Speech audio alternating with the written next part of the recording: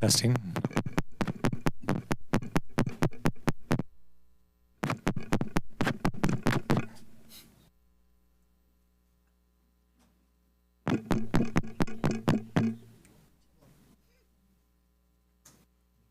Testing. No.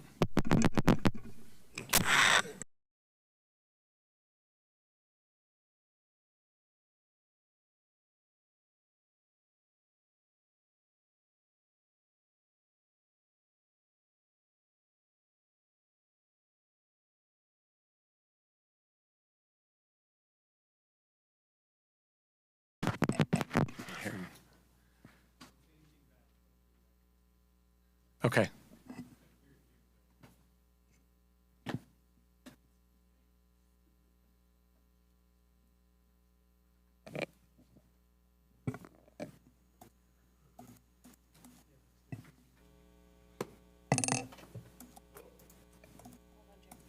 How's that? There we go. All right, welcome. My name is Jared Critchfield, Interim Superintendent of the Amador County Unified School District, and given that our previous board president and board clerk are no longer board members, I will get this meeting started and call it to order. Our first item of business tonight on the agenda is to give the oath of office to our new board members. And so Kim Grady from the county is here, and she will be swearing in both Ken Farrar and Peter Gale.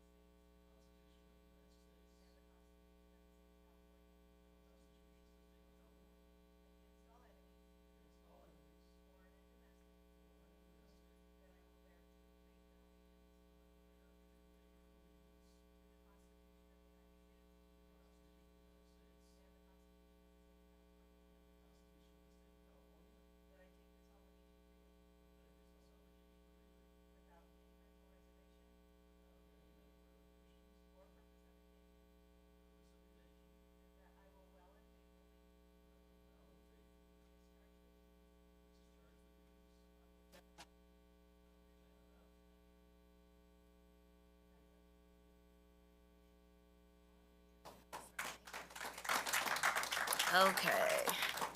Let's see, Kim, this is you, and you're going to sign for me right there.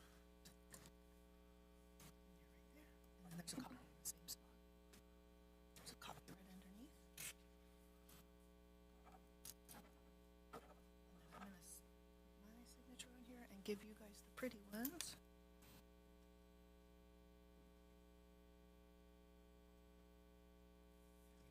That one's for you, and then Desiree keeps the other, and I'm going to make a copy for my office. All righty. Thank you very much. Thank you. Thank you.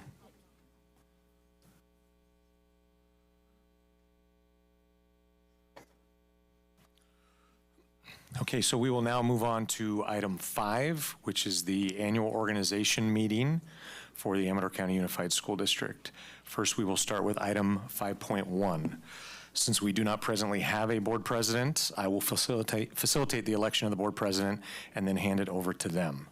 Pursuant to Board Bylaw 9100, we will begin now with the election of the board president for the 2025 calendar year. Are there any nominations for board president for the 2025 calendar year? I move we elect board member Kayla Parker for board president. Okay, Kayla Parker has been nominated. Is there a second? I'll second. Okay, it is seconded by Mr. Crow. Prior to any vote, we can open it up for discussion. Is there any discussion on this matter amongst the board? Okay, then we'll go for a roll call vote. First, starting with Mr. Gale. Yes.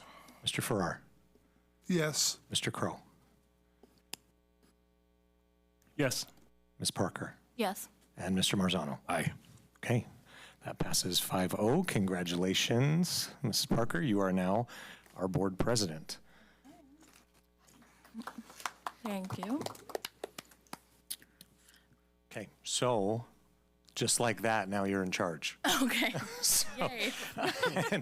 And so now what you would need to do is facilitate, do you have that script that I sent or do you need it? I would have to grab it real quick. I have it right here. have If it? you'd like to look Perfect. at it on my computer for the election of board clerk. Okay. I was like, I have it on my email. Okay. So thank you, everybody. Next, we will elect the clerk of the board for the 2025 calendar year. Do we have any nominations for clerk for the 2025 calendar year? If not, I will go ahead and nominate James Marzano for clerk for the calendar year of 2025. Is there a second? I would second. Okay. Are there any discussions about this? No? Okay, then we'll go ahead with the roll call vote. Mr. Gale? Yes. Mr. Farrar? Yes. Mr. Crow? Yes. I am a yes. And Mr. Marzano? Aye. Okay, that passes 5-0. Congratulations, James. Switch. Sure. You can take, yeah, go ahead. Switch. Take a brief second.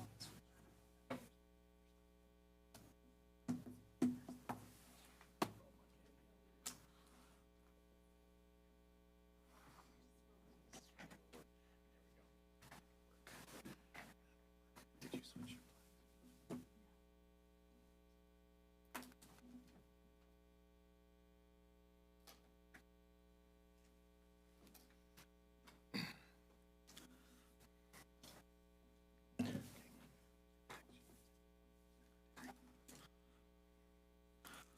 Okay, next we will move on to the appointment of secretary.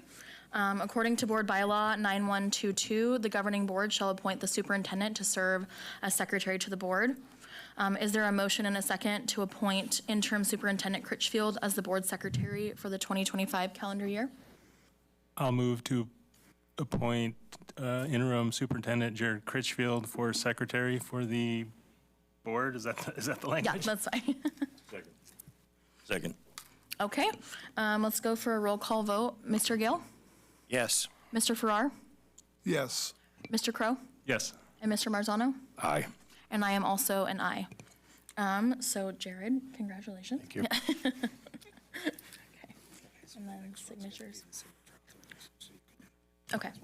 All right. We're going to move on to signature authorizations. The board president, the board clerk, and the board secretary may sign documents on behalf of the district as directed by the board. Is there a motion and a second to authorize signatures for the board president, clerk, and secretary for the 2025 calendar year? I would like to motion that we authorize signatures for the board president, clerk, and secretary for the 24-25 calendar year. Okay. Can I get a second? A second. Okay. And we can move on to the vote. Mr. Gale? Yes. Mr. Farrar? Yes. Mr. Crow? Yes. Mr. Marzano? Aye. And I am also an aye. So that passes 5-0. Okay. All right, so now it looks like we're moving on to the board meeting dates. Okay, so in accordance with Board Bylaw 9320, the board will hold regular meetings each month on a Wednesday. The proposed regular meeting dates for 2025 are attached to the agenda. Is there a motion and a second to affirm the regular meeting dates for the 2025 calendar year?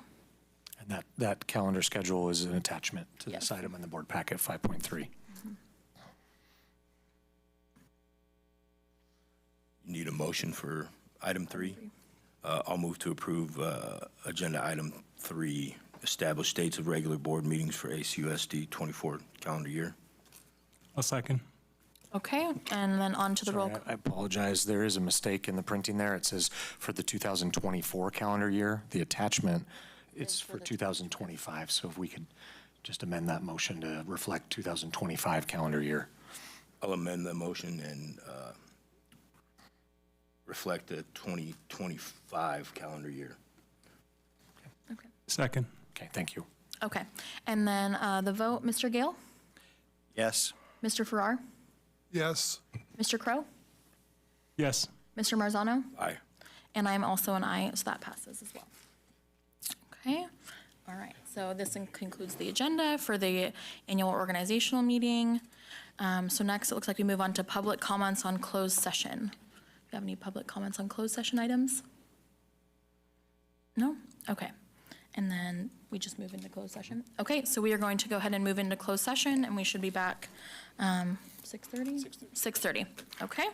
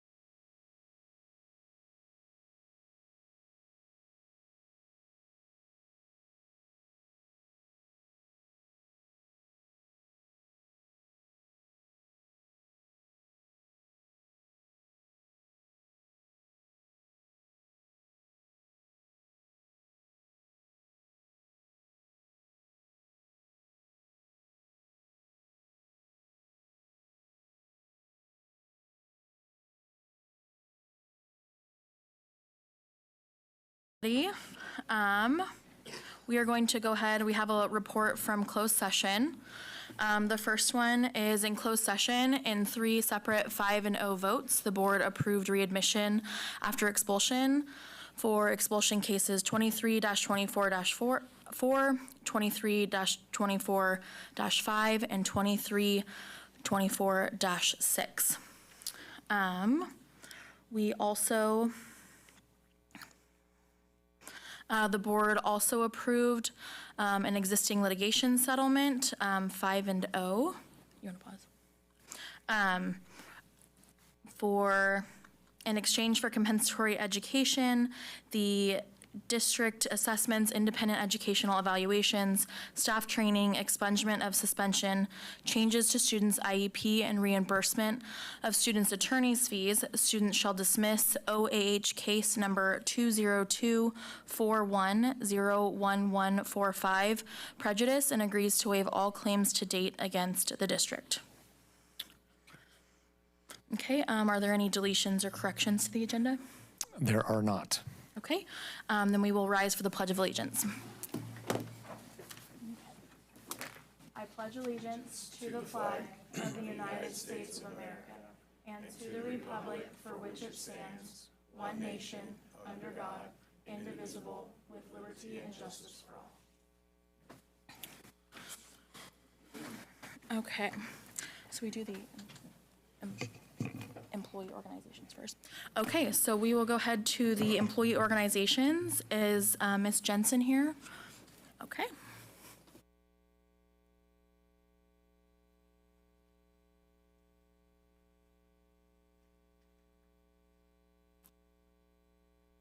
Good evening, Board of Trustees, Cabinet members, Interim Superintendent, Mr. Critchfield. I hope you're feeling better. And community members. Also, special welcome to Mr. Farrar and Mr. Gale. It's not special because I don't want to do anything special, but I have an invitation for you two to join CTA for a training on the board, the Brown Act, so I'll get that to you later. So at this time, we are working on addressing the issues of our insurance. There's a lot to learn, a lot to be communicated, a lot to understand, and the conversations are beginning, and we hope they continue to be very close together rather than months in between before we have another conversation. We met 2 weeks ago with the New Front persons, which is the current carrier, not carrier, but broker. And then we met with the district, and then we had a meeting with both, and we hope to have more meetings with both to understand what we're facing, what we're up against, and how we can make sure that we have an excellent insurance opportunity for our employees, and that they can be able to pay for it, and receive the services that they deserve and need. That's all I'm going to speak of. Have a happy holiday. Okay, is Ms. Bell or anybody from CSEA wanting to speak? Okay.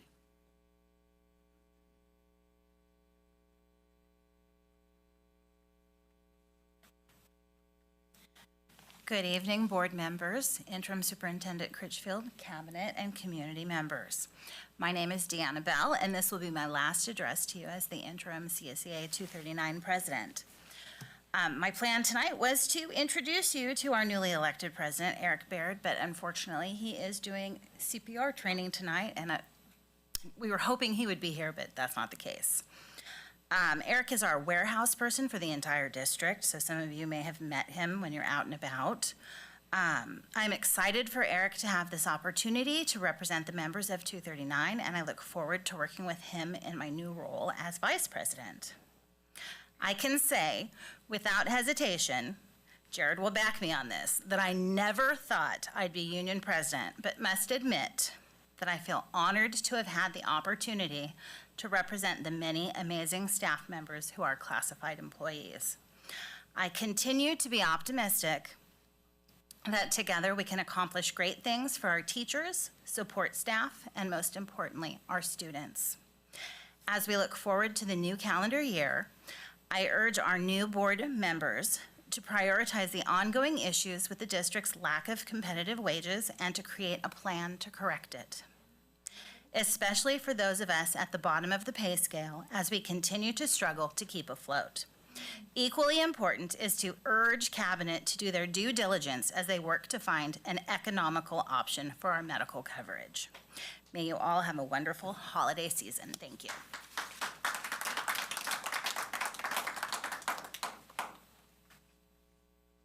Okay. Thank you both.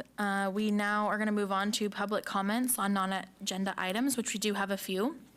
Our first speaker will be Megan Day, and I'm going to go ahead and read the little summary here. A person wishing to be heard by the board shall first be recognized by the president and shall then proceed to comment as briefly as the subject permits.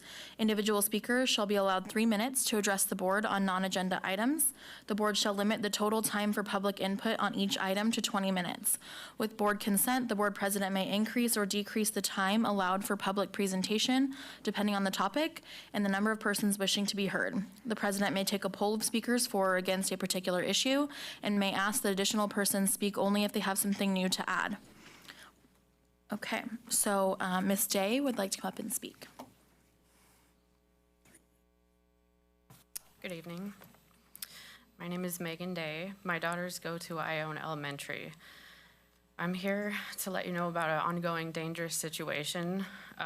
A student was recently moved into my daughter's class after having been kicked out of another classroom for behavioral issues. While I was volunteering in my daughter's classroom, the teacher made the announcement that this new student would be joining the class. During this announcement, it was brought up that they had to have an evacuation plan set in place, and they had to use a code word if they had to evacuate. I found that odd, so I asked a different mom, why do they have to use a code word? She said if they don't use a code word and they say evacuate, the student runs to the door and blocks it so no one can leave. My daughter had known about this student and his behavior from seeing and hearing of him over the years, giving her anxiety to go to school. She just doesn't feel safe. So I have been volunteering in the classroom every day, and I have seen this behavior firsthand. One day we had to evacuate for an hour and a half to another room, while this student threw things and began to bang on the door that we evacuated to. Then he hit it with a metal chair. The students were terrified and wanted to go home. Students were crying, no one could go to the bathroom. Teachers were coming up with a plan to escape out the back window into a park.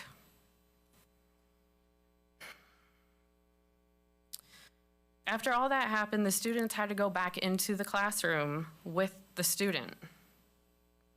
It was a horrible situation, and I would never want any student to be in it again. While back in the normal classroom, I had numerous students ask me, why is he still here?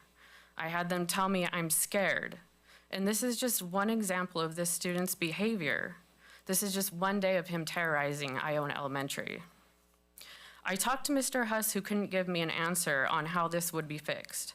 I reached out to the superintendent, and I've emailed everyone on the board. I even went to the police because this situation is clearly out of hand. I understand under California law that there needs to be an understanding of inclusivity. However, it is important to ensure it's an actual good fit. It's evident that the safety plan has been made for him, but at the cost of his classmates. This student is getting the support while all the other students are taking on the emotional burden of his violent outburst, inflicting emotional damage to everyone in his class. As a parent, I want the school to have an academic benefit for everyone. No one has mentioned a makeup class. There's been hours of learning missed. Not 1 minute has been made up. How does the school and district account for missed learning when interrupted by such behaviors? At what point do you find a more suitable placement for this child? This is a huge safety concern, and I'm standing here today to ask you to prioritize a realistic decision to address this issue. Thank you. Thank you. All right, so our next speaker is Courtney, I think it's Fowler. Okay, come on up. Good evening. My name is Courtney Falzer. My son Colton Falzer attends Pioneer Elementary School as a TK student, but has attended the school since January of 2023 since he was in preschool. Colton excelled in preschool and made many friendships, and we nourished relationships with all of the teachers. Because of this, I decided this school was where I wanted him to attend for the entirety of his elementary career. In the middle of his second year of preschool, we filled out the ITR for him to remain not only with his friends, but all of the staff that has become family at the school. I myself have grown relationships with other mothers of the children, as well as many of the teachers and office staff. This inspired me to join the PTO for the school so I could be more involved on campus. Last Friday, I received a call from the new school principal informing me that there were 2 children enrolled in the TK Kinder class over Thanksgiving break, and because of this, it has thrown their classroom over its cap of 24 and put it at 25. Ms. Merton stated, because of this, my child must go back to his home school because he is the only child in TK with an ITR, even though Pioneer Elementary is the only school he has ever attended. You can assume this took me completely by surprise, and as a parent, my heart is very heavy with this news, and I feel compelled to share why this decision is not just a matter of policy, but one that can profoundly affect my child. I understand the necessity of adhering class size limits, and I acknowledge the regulations that dictate class sizes. However, before I could look at my child and tell him that in a short 3 weeks, he would be starting at a completely new school, I had to do my own research. I reached out to the California Department of Education so that they could explain to me a little more about the law and if it is possible that an exception could be made since Ms. Jensen's classroom is only 1 child over the limit. Pursuant to Education Code 48,000 G1, as a condition of apportionment for transitional kindergarten, school districts are required to maintain an average TK class enrollment of 24 students per each school site. It also states that the student-to-adult ratio is 1 adult per every 12 students. Ms. Jensen's classroom has 2 aides as well as herself, making that 3 adults in her classroom's attendance. The CDE said an exception can be made, but only by the school district and the board. Also, in my research, I reviewed the section of the ITR that is about balancing elementary classrooms or school sizes.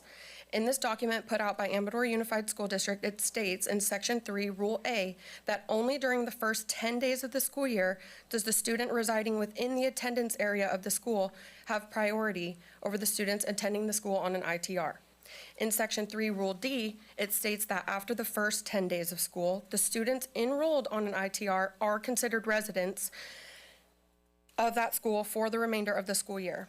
Based off of these rules, in my opinion, my child should not be asked to leave, but other registrations be further reviewed.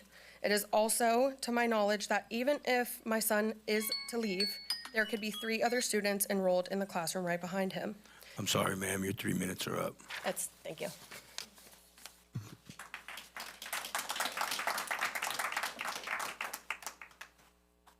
Okay, Ashlyn Clark.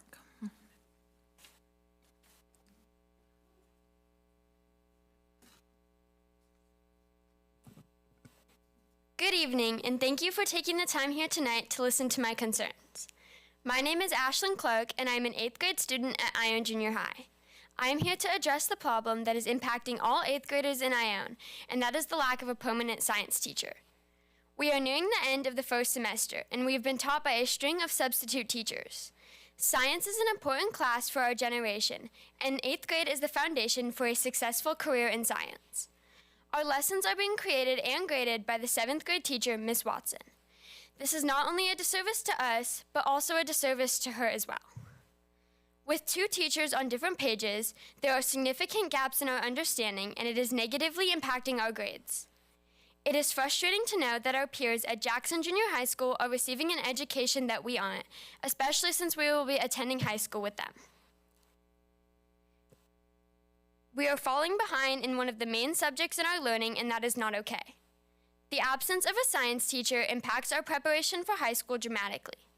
Not only is this situation not allowing kids to learn science, it is also making them hate such an important subject because of the stress it causes. Coming from an individual who loves science and wants to pursue a career in the medical field, I can say that science this year has been exhausting, dreadful, and exasperating. I am disappointed in the lack of urgency I have seen with this situation.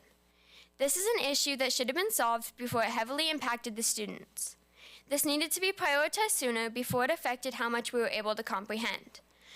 The school board knew about this problem before school started, so why has it taken so long to take action in providing quality education for all students in our district? Speaking on behalf of the 8th graders at Iron Junior High, I request that a qualified science teacher is hired as soon as possible, even if that requires higher salaries or bonuses to attract teachers. I urge the school board to ensure that this situation doesn't happen again by improving hiring processes and better planning. I would appreciate a public explanation on the current steps that are being taken to resolve our issue. I am disappointed about our situation, and I have concerns for the future of our 8th grade students. Thank you for listening, and I hope you prioritize our situation and take immediate action to fulfill your responsibilities to the students.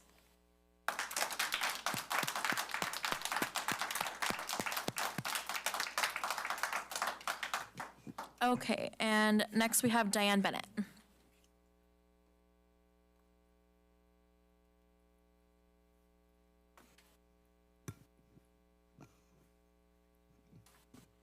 Good evening, board. Thank you for allowing me to have my 3 minutes. Diane Bennett, private citizen speaking on a public matter. Something that has always bothered me with the way that meetings are ran, and that I would hope that you would consider, is the setup. As a teacher, I do not give my students a test and then teach them the lesson plan. I have never understood why public comment is before a discussion item or before a report. I've always thought that it would make more sense that the report or the discussion item would come up, the presentation would happen, and then it's open for public comment. Because there's been times I've came up here and I've spoken, other people have, and then all of a sudden the presentation happens and you just answered half the questions we just had. But I had a new question, and now public comment's already over. So I am suggesting that you kindly look at the order and the way that you do things that for discussion items, and that you consider moving the discussion item presentation first and then move public commentary to after that. It makes sense. It would help a lot of us in this public atmosphere to be able to feel like, hey, we were actually heard, or we were given the presentation, not just what our assumptions are. Thank you.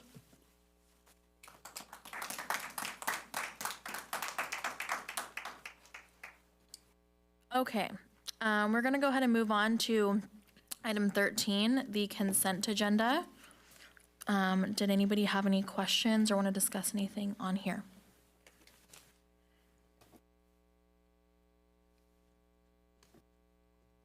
My only comment is, looks like they're going on some fun field trips. Yeah, there was a lot on there, and that looks good. Mr. Gill, did you have any questions on there? I just appreciate the level of depth and, shall we say, the, for lack of a better word, not just the field trips look fun, but very spirited or competitive effort by all the FFA to really be involved and get out there to multiple things. That's, I don't know if aggressive is the right word, but they're going for it. That's pretty cool. Okay, Mr. Farrar?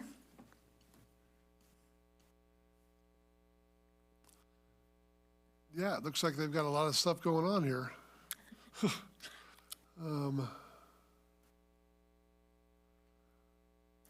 Are we going to discuss them individually, or are we just, no?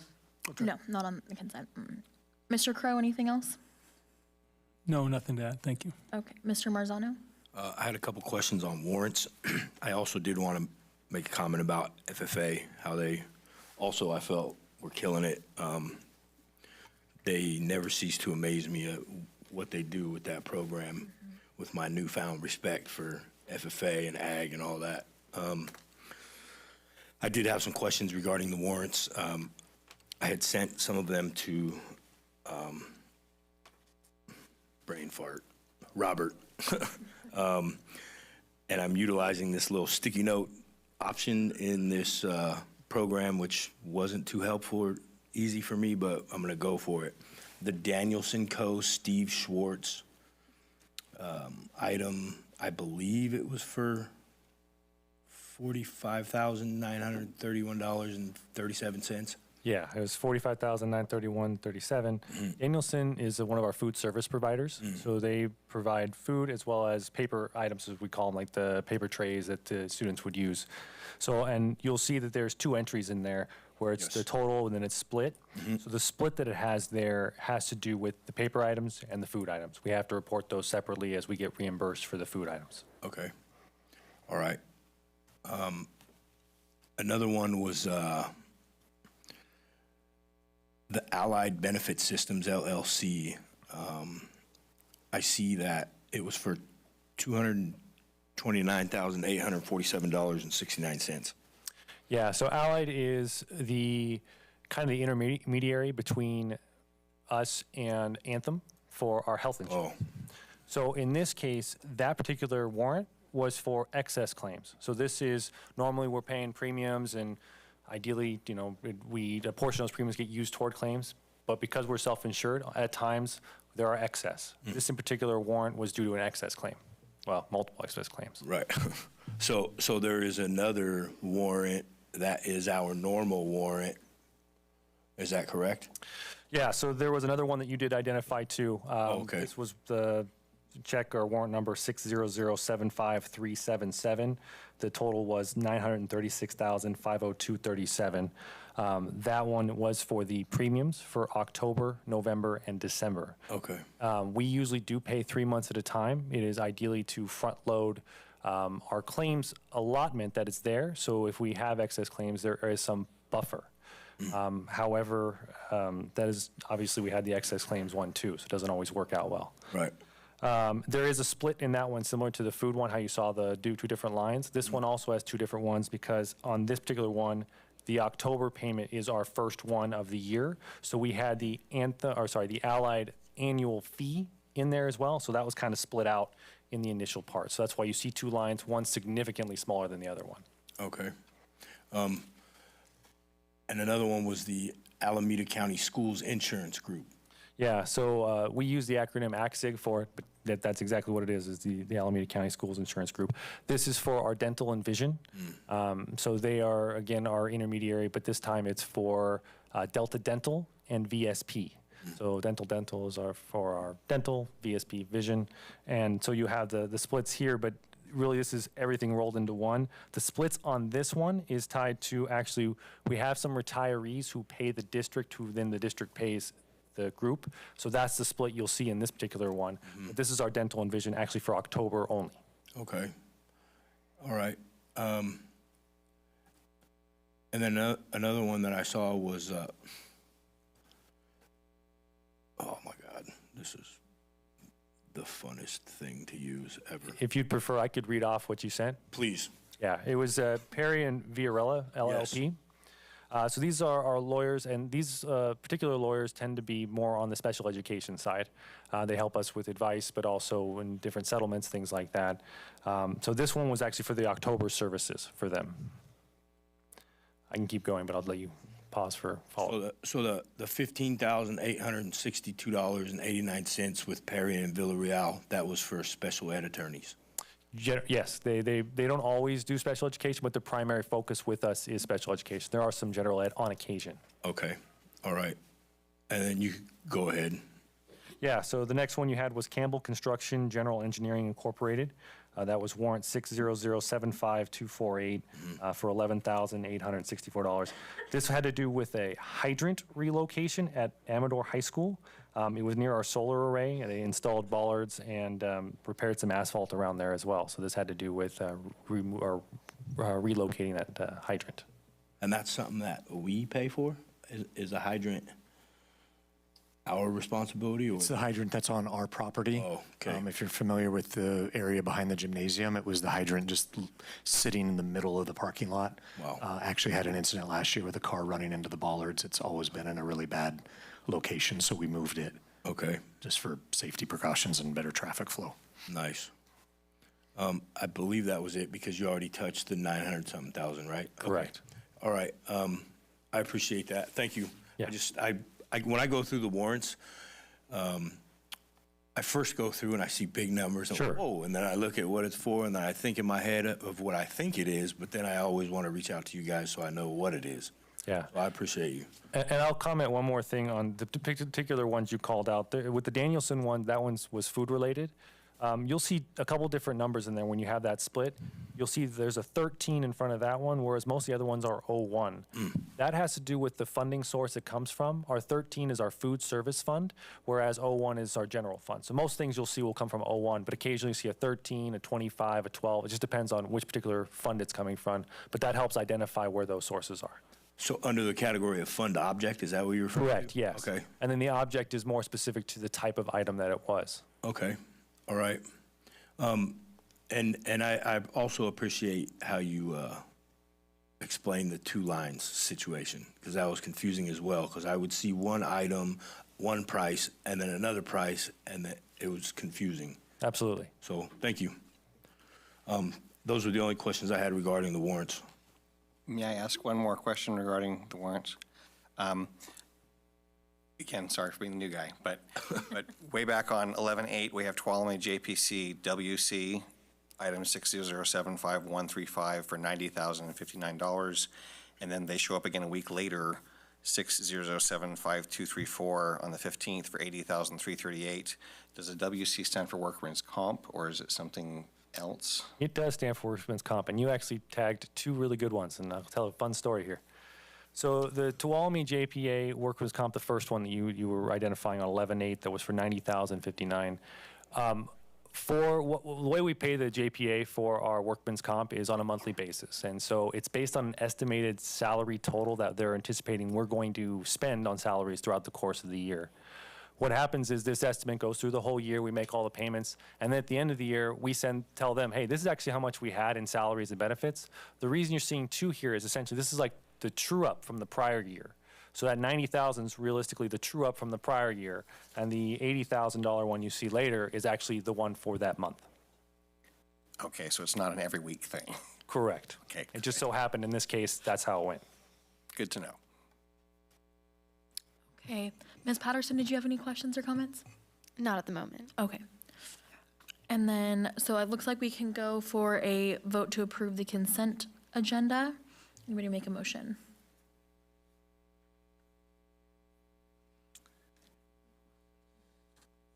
I move to approve item 13.0 consent agenda. Second. Okay, so we'll go for the roll call vote. Ms. Patterson, you are going to sit this one out. Okay. Please. And then Mr. Gill, Aye. Mr. Farrar, Yes. Mr. Crow, Yes. Mr. Marzano, Aye. and I am also an aye. Okay. Looks like we're going to move on to our discussion and action items. Do we do the comment first? If they have? Okay, so we are going to move on to 14.1, the new high school course request, American Cultures, and we do have some comment cards. So the first one will be Mr. Dylan Jarman.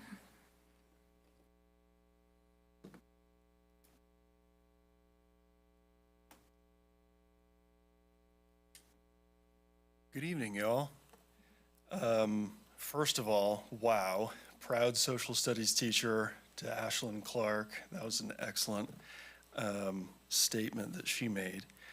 My name's Dylan Jarman. I teach social studies at Ione Junior High.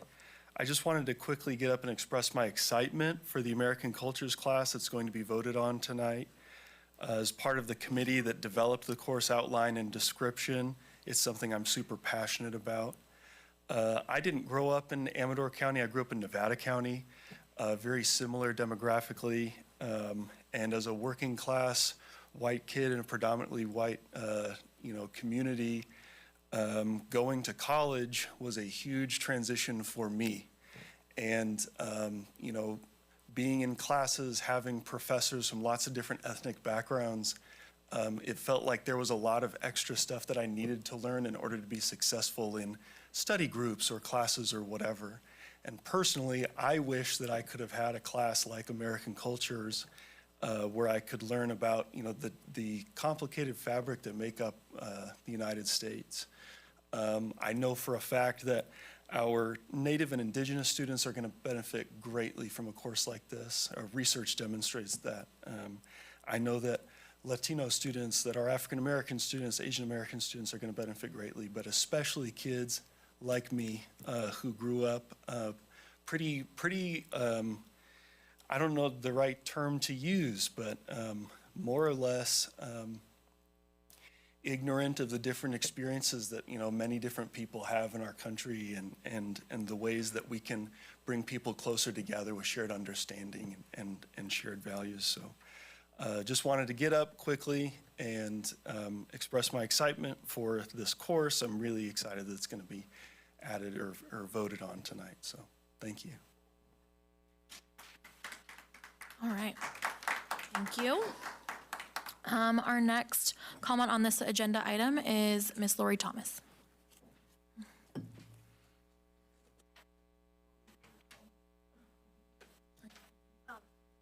I getting time? Do we have? 3 minutes. I didn't read the blurb. It's 3 minutes, yes. Because I haven't done it in 3 minutes. It's been 3-7, 3-1. FYI, I'm going to try really hard. We'll give you some grace. Okay, thank you. Because as my past student, I can ramble. Okay, I'm going to give it a try. Should I start now? Oh, see? Okay, go ahead, start. Okay, so I'm not going to say, cabinet, Okay, good evening. I would like to begin with a quote. We often fear things we don't understand. This is especially true when it comes to the topic of ethnic studies, and I believe that much of the apprehension surrounding this course stems from the lack of understanding. So let me take a moment to clarify what ethnic studies is and why it's vital to our students. First, I want to address a common misconception. Ethnic study is not critical race theory.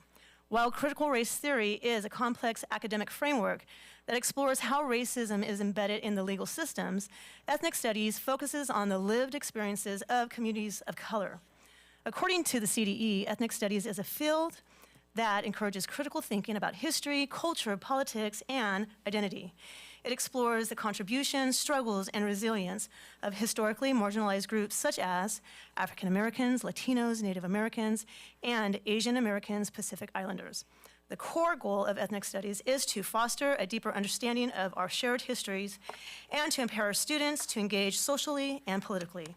It encourages respect for diversity and inclusion, helping students build a more comprehensive and nuanced view of the world.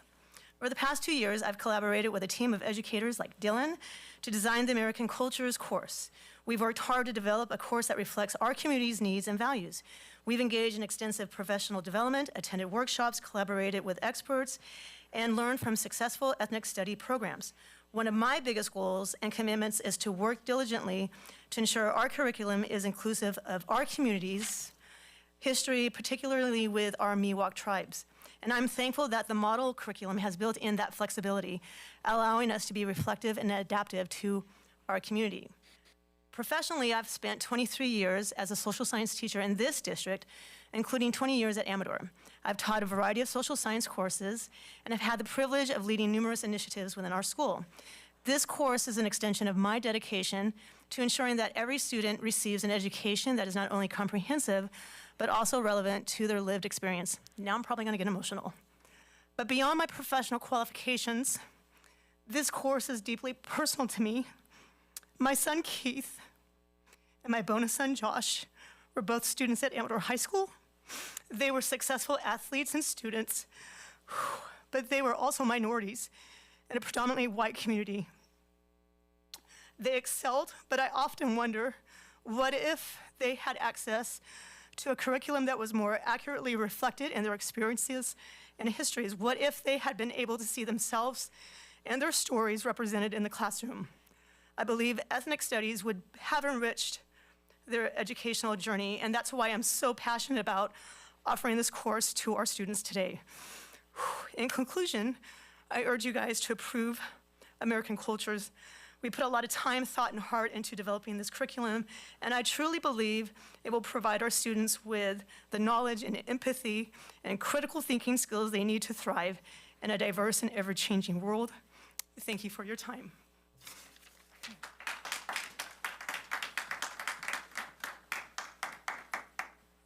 And we have one more comment card on this agenda item. Diane Bennett.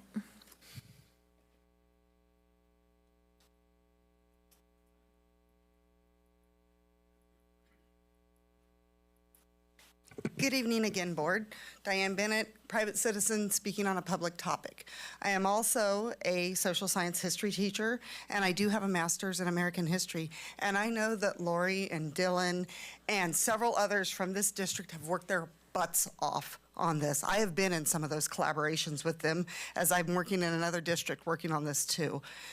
Ethnic studies is meant to be that hook that us history teachers finally get so that all of our students get to see themselves, not just in one little line here or maybe a little blurb there. This is supposed to be able to let our marginalized students see themselves. Whether we get to eventually bring in topics like the Mamie Tape story in San Francisco, long before Brown versus Board of Education, which was fighting for Asian American students to have equity in school.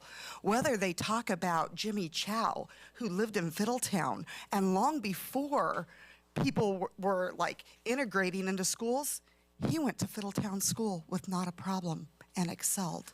Whether we get to talk about the Chinese that came here to Gold Mountain during the gold rush, whether it's talking about the Treaty of Guadalupe Hidalgo and getting to remind students that all of our documents were supposed to be in both Spanish and in English with that treaty. This class allows our students to see themselves, and sometimes you need that hook. I have actually taught ethnic studies for a year down in Sac City Unified when I was there, and I can tell you as a 9th grade class, it was beneficial. But man, if I could have taught it as a 12th grade class to those kids that were getting ready to go out into college and see themselves and take those classes that were specific to them, and then we can actually talk about our natives enrolled and disenrolled and how we help them with land back movements or about the Alcatraz occupation. This is an amazing class and it has amazing potential. And it's also required by the state. So although that we have certain books that have already been vetted for this, know that there can be additional topics added in. I brought one tonight and was showing it to Lori and Dylan. This one hasn't even came out yet. It will be out by the publisher in March of this year, and it's amazing. So if you get those new teachers in the classroom that haven't had all of that, they do have things that are already built in. They do have lesson plans and academic vocabulary. But I wanted to say these guys have done an amazing job. I know I had some questions with some of the curriculum that they had on there, but you know what? I picked up the phone, made a phone call. I got a return call. These guys are great to work with. I highly urge you passing it the way it is, but allowing them to make changes, as this is just the pilot year. And with anything, you find what works, what doesn't work. And sometimes you have to change it because of the students you get into your classroom. Thank you guys for your hard work. You guys rock.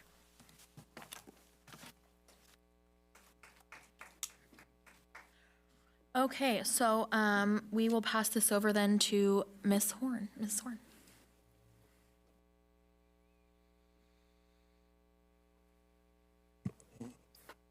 Good evening, Board. I just want to remind you, we had the presentation last month about this. You have the course syllabus in front of you. We are open to any questions that you might have after reviewing the syllabus. So we can just start, we'll go down the line. Ms. Patterson, did you have any questions or comments about this item? No. Okay. Mr. Gill? No questions, but I do have a comment. I am deeply grateful for the enthusiasm that we have expressed here today. That's pretty great stuff. As a classroom teacher myself, I'll admit I don't know the history standards quite as well as I do the English language arts standards, but it seems to be extremely rigorous and standards-based, and so I applaud that choice, very skill-focused. I had the privilege of having, and way too early in the morning text conversation with Mr. Jarman where I asked him what's the best book to start with, since I have not experienced these texts. And he recommended The Indigenous Peoples' History of the United States by Roxanne Dunbar Ortiz. And so cheating a little bit with my Audible account and listening it on 1.5 speed on my drive to and from work, so far I've gotten through about the first 40%. And man, am I learning a great deal that I never knew before. And the piece that I'm most excited about, again for our indigenous peoples of this area, is that the author takes a great deal of time to not only admit that she's not the expert, that she had to go to a great deal of many different sources to get this information, but she also takes intense time to praise the indigenous peoples for all the accomplishments they had long before the colonizers showed up. And so just to wrap up and get to the point, I think it's an excellent text. If the other texts that they've selected are anywhere near this quality, then I would strongly endorse this course because it seems to be extremely well thought out in how they want to move forward with both skills-based, meeting the standards, and of course the content. Thank you. Okay, thank you. Mr. Farrar, any questions or comments? I guess my only comment would be is I wish this class had been offered when my boys attended Amador High. So it's well overdue, and I look forward to voting yes. Okay. Mr. Crow? Yeah, I just have a comment. The proposed American Cultures course is designed to meet the Ethnic Studies graduation requirement as mandated by Assembly Bill 101, AB 101, which was signed into law in 2021. AB 101 requires all California high schools to offer an ethnic studies course that examines the history, contributions, and struggles of historically marginalized communities, including African Americans, Asian Americans, Latinos, and Native Americans.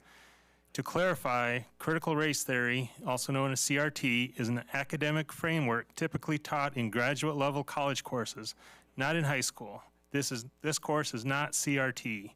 Instead, it is designed to foster understanding, respect, and critical thinking skills that align with state educational standards. Our district reflects diversity, including white, Hispanic, Latino, multiracial, American Indian or Alaska Native, Asian, Black or African American, and Native Hawaiian or other Pacific Islander students. Recognizing the history, contributions, and perspectives of various cultures helps us better understand that, at our core, we are all related. Okay, thank you, Mr. Crow. Mr. Marzano? I feel similarly to Ms. Thomas with children of color at Amador High School.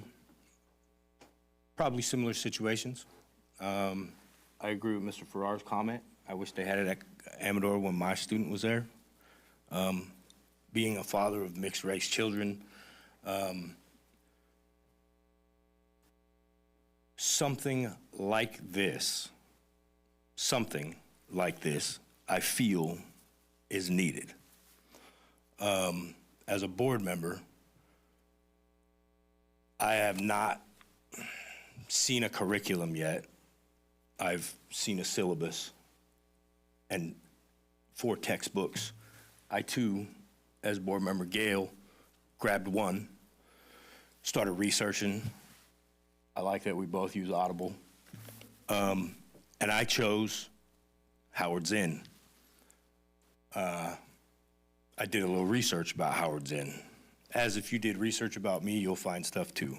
With that being said, I don't feel that I am able to jump behind this yet because of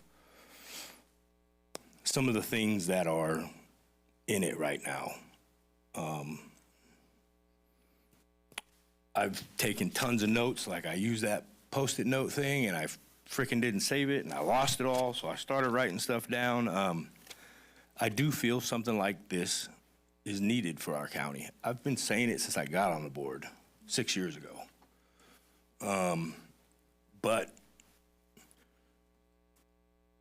just one book I chose, and that author, highly known as a socialist and an anarchist and things like that. And then when you type his name and you do see CRT, and then a CRT curriculum that wasn't made by him, but people who are making that in his name. I feel right now this is too close to a problem.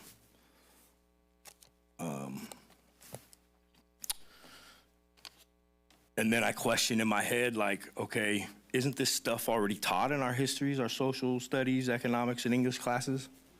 If not, why not? Because I actually remember certain things being taught in those classes. Maybe not necessarily this type of stuff, but I question why not. I do know the mandate topic thing. It's let me see. Is it mandated 2029, right?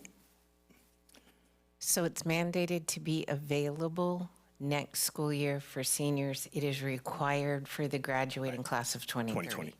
2020. Of 23? 2030. 2030, right, okay. So then, I think, okay, how is it budgeted? I don't believe that was in the presentation last board meeting. I'm sure it requires some kind of funding, whether it be staff, resources, books, materials, class space, whatever.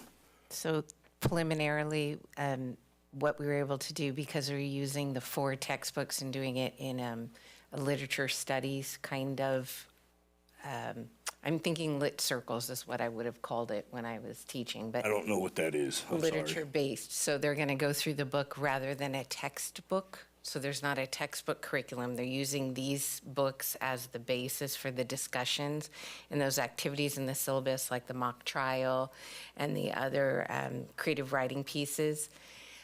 It's roughly about $85 a student when we purchase the books required, because the books will stay in the classroom, so we don't have to rebuy them every time. So it's one set of those 4 books. Roughly is a little bit less than $100, and at this stage we are $100 per student. And that's just the initial outlay. At that point, once we have those textbooks, we won't need to purchase, not textbooks. They're the literature books. We won't have to repurchase those. So I appreciate that. So then I go back to think of the questions that Ms. Hinman asked during the county meeting, which I wish she would have asked in the USD meeting. I don't know if she was given answers to those questions, but I felt it was like extremely great questions that she had, and I too would like answers to those questions. I probably should have went back and listened to her questions and wrote them down, but I was so busy trying to research Howard Zinn and listen on Audible after figuring out how to do all those things. Also, I haven't seen a curriculum, and I'm not even preaching that I'm a curriculum specialist, but I, as a board member, don't feel confident in voting yes on something that I technically haven't seen. So part of the reason is because this syllabus, we're not buying a curriculum. There's not a textbook within a curriculum. The community of practice that got together for the last 2 years created this framework syllabus with these books so that a teacher who comes in and teaches it has the creativity and the autonomy to be able to say, okay, here are the foundational lessons. These are the examples of the things that we're going to do. And then they can create the lessons from that. So that's what this syllabus is? Yeah. And I've signed many syllabuses in my time with as many kids as I've put through this district. And it's no jab on anybody. I mean no disrespect by anything I'm saying right now, because again, I do feel something regarding education. I mean, look, I had the opposite of the gentleman that spoke. I was one of few white boys in the hood, and then I come here and I'm like, whoa, well, you know, it's needed. But I think that, I don't know. I think that we need to go at it differently. Thinking about budgeting and things like that, I flash back to when consolidation was a hot topic and everybody was talking about dollars and pennies then. Like, have we lost focus on those dollars and pennies items? Like, of course we haven't. I mean, Jared's ready to jump. I mean, of course we haven't, and I know that. So I think to go with the dollars and pennies of it all is so I attended one of the meetings of this group, which was essentially, I think, every history, social science teacher at both of our high schools and both junior highs. Is that accurate? I believe it's the majority of them were in attendance that day. And because it's going to be a graduation requirement, what this starts to elicit is we need to review our graduation requirements, all, top to bottom, because we require courses right now as a district that are not state requirements. And so when you have a new course that comes in that is a state requirement, that's always a good opportunity to then evaluate our graduation requirements top to bottom. This group of history teachers started to do that, and I thanked them for their perspective and then said, that's not your job right now. Focus on ethnic studies and getting that course ready to go.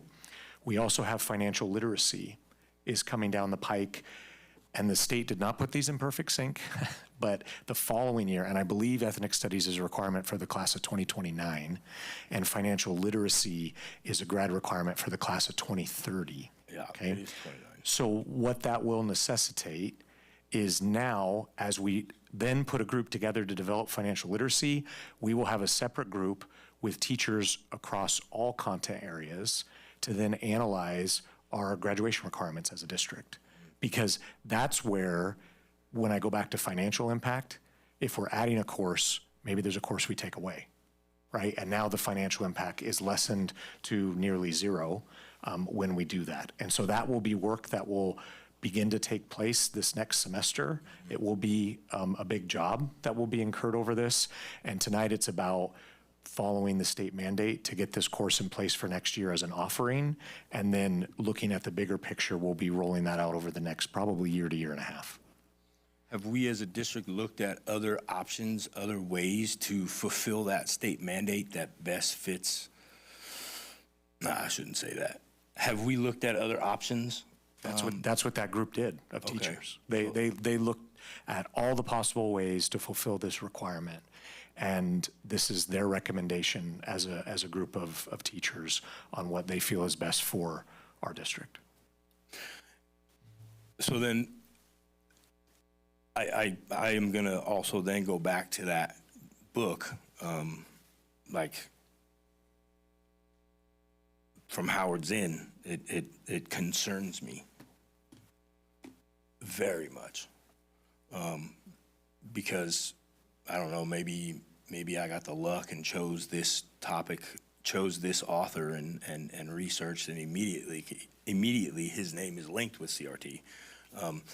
This is something that can easily be politically catastrophic.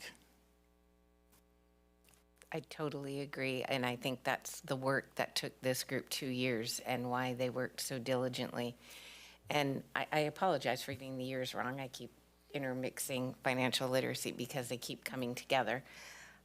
But to answer a previous question you had regarding the curriculum, I think part of what made this work so passionate for these people and why they didn't want to buy something canned and a curriculum is because it is made for our students from our educators in our area.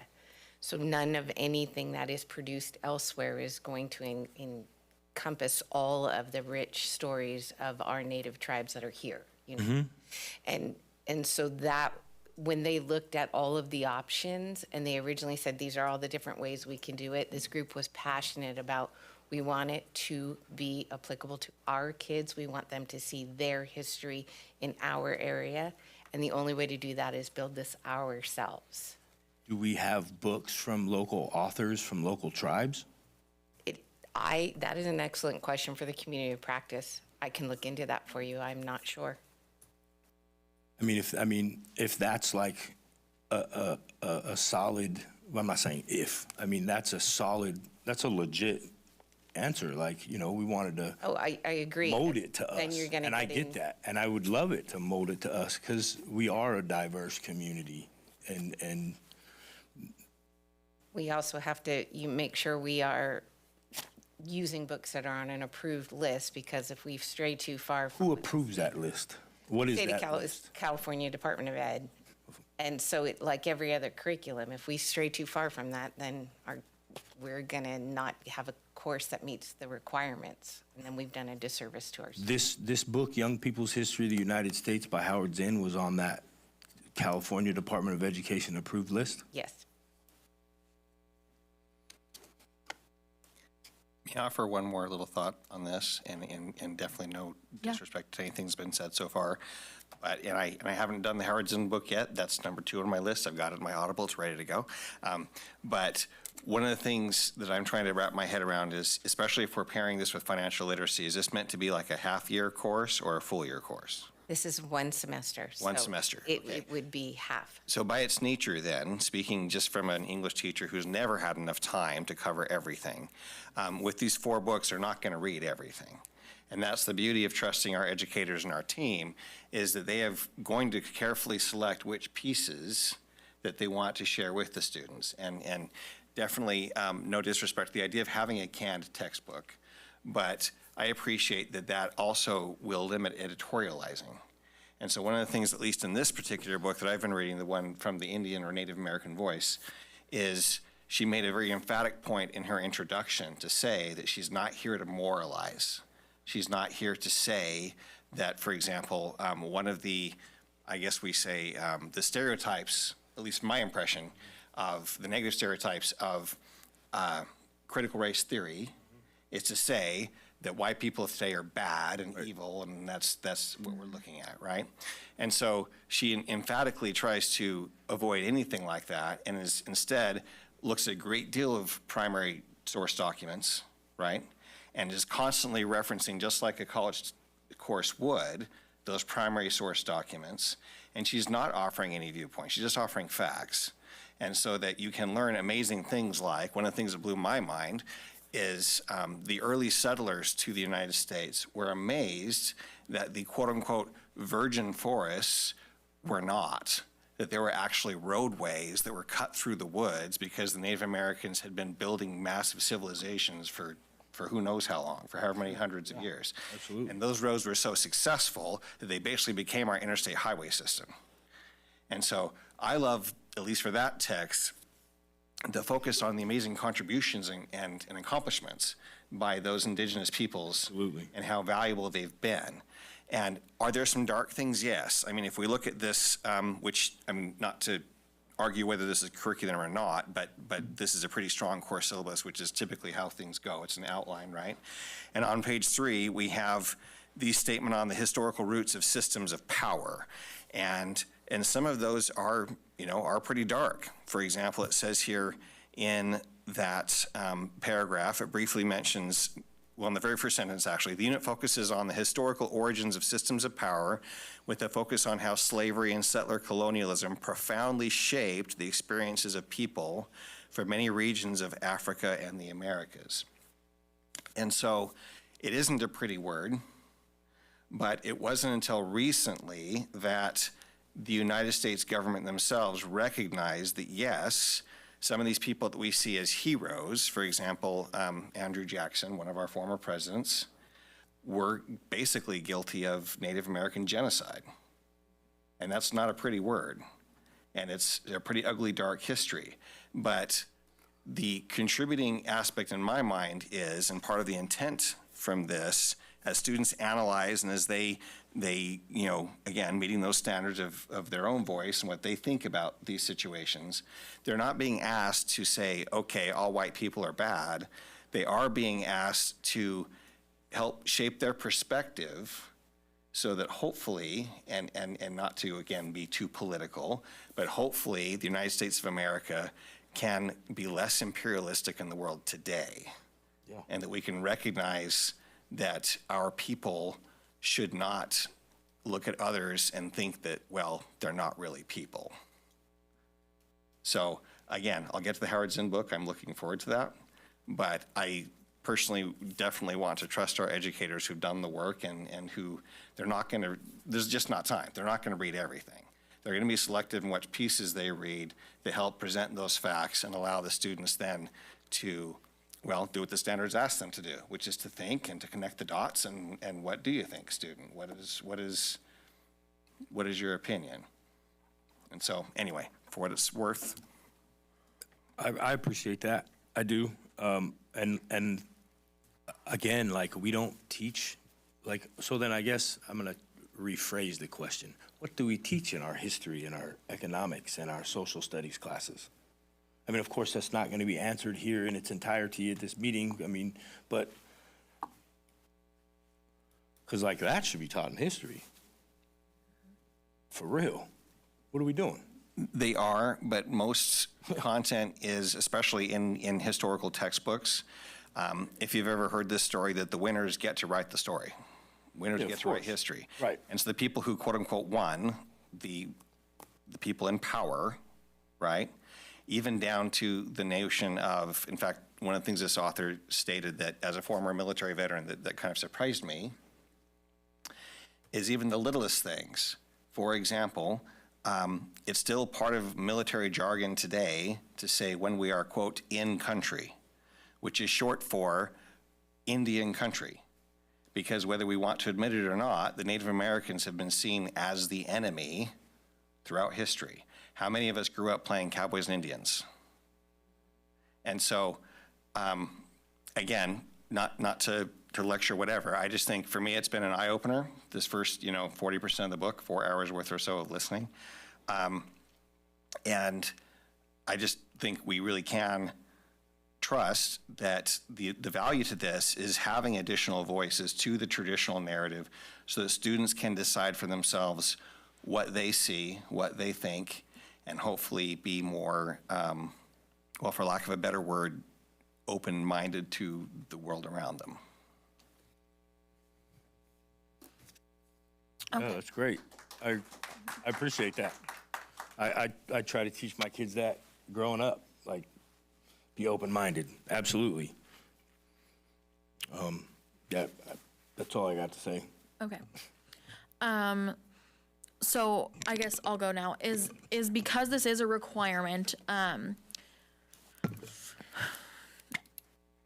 is there, if somebody was to take issue, like the parent comes over and reads the syllabus and they're like, I don't like these textbooks for whatever reason. They can do that with any textbook in any course. But if I don't like this choice of literature, are there any alternative options that would be offered? Or is this just, this is what it is and we just take it up case by case? How would that work?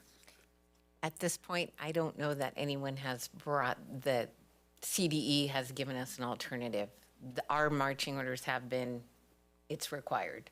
So that would bear out, we would have to go forth and ask CDE what kind of allowances and what kind of differentiation they would allow. It honestly, in all the documents and everything I've read so far, all it ever states is it will be required. Okay. And you said that they've been working on this for 2 years. Is that about? Our group, our community practices have been working on it for 2 years. Okay. This one, I mean, I've fielded a number of phone calls and messages from people, and I've gone back and forth on a ton of things, and putting together anything like this with tons of all the work that's gone into it is just an extreme undertaking. So there's that. And I also feel that teaching kids about different perspectives, different cultures is not a problem. I think from what I've gathered, and I'm not going to speak for other people, but from what I've gathered from people who have contacted me, is that some have concerns that the course will be taught in more over the way in which the material will be delivered, I guess. And I think that at this point comes down to trusting our educators to keep things apolitical and more factual based, and I think that they can do that. But that is, to me, just based on comments that I've received, has been the biggest concern, not necessarily the content, teaching our students about the natives here and across our country, any of those things.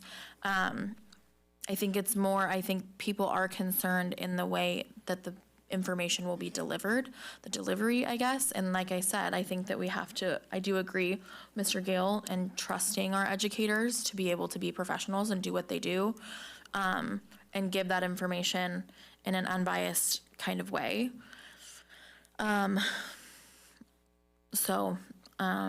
Is there any other questions or comments before we go for a vote? What is gonna, so help me understand that, okay, here's the syllabus, they've busted their butts, which they have. I would never take that from them. What happens after that? How is a curriculum gonna be made? Is that at the state level and then we fall in line, or what's that look like? So this will look like, not to put anybody on the spot, but the teacher who would be teaching this is sitting in the room. And she would take this and start designing her lessons based on this syllabus and go through those 4 textbooks that you would approve for this class and say, okay, Unit 1, we're going to start in August, and you're going to look right at what they've already laid out for the Unit 1 is what is ethnic studies and that definition of it. And then go through, they went through all the work of actually making the assignments and for each of the units, how they're going to measure the student learning. So as a former teacher myself, I'd be so happy if you handed me this. My work's done. I just got to take the book, Mr. Gale, right? Take the book and plug it in and be ready to go. So it's a matter of looking at the number of days. I mean, that's really what's left here. Take the number of days, figure out what you're going to teach on which day to get through to the end of the year. You've done all your units. You've designed your lessons, your mock trial, whatever it is. You plug it in, you're ready to go. That's what this is right here. This is the curriculum and the course. Who have we collaborated other district-wise? We, in the community of practice. To come up with all of this stuff. We were mostly led through a regional district of smaller counties. So Calaveras took the lead regionally for us. So we've worked with the smaller counties with similar demographics. More rural counties got together. Okay. And these textbooks are also being used with those rural districts? It's crazy. These are the ones that came from our community of practice. That would be an excellent question for the community of practice to see. To be honest, I was not worried about what they were all doing. I was worried about ours and checking out our stuff and making sure that it was working for what our educators wanted. So when we create a curriculum, you then will bring textbooks to us to approve. Did I hear you correctly? At this point, these are the books we're going to use for this class. And we don't have to approve these? They're part of the class. Okay. Maybe I'm tripping and I don't understand. I think if I don't want to talk for you, but I think what he's asking is typically we have, like when we have curriculum adoption, they pilot it for a year and then we adopt the textbook and the curriculum in that way. In this case, it seems as if we're just approving the course, but that's also the curriculum. And I get where I'm confused. Yeah, there's no pilot. We're not running our standard process for curriculums because this isn't a curriculum. We're just trusting the hard work of our amazing teachers and running with it. Oh.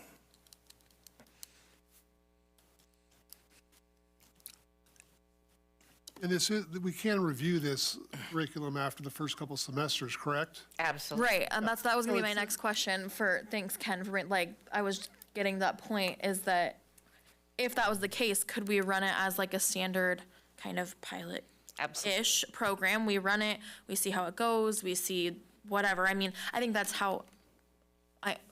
probably how it would be anyway, is that you have to kind of tweak, do whatever, and run it that way, and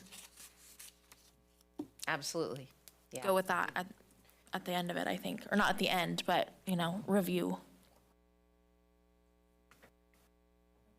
Anything else before we get to a vote? Okay. I think I would just say it's not perfect right now, but we have to get started. Okay. Then I am going to ask for a motion on item 14.1. I move to approve item 14.1, new high school course request, American Cultures. Second. Okay, the roll call vote will start with Ms. Patterson. Yes. Mr. Gill, Aye. Mr. Farrar, Yes.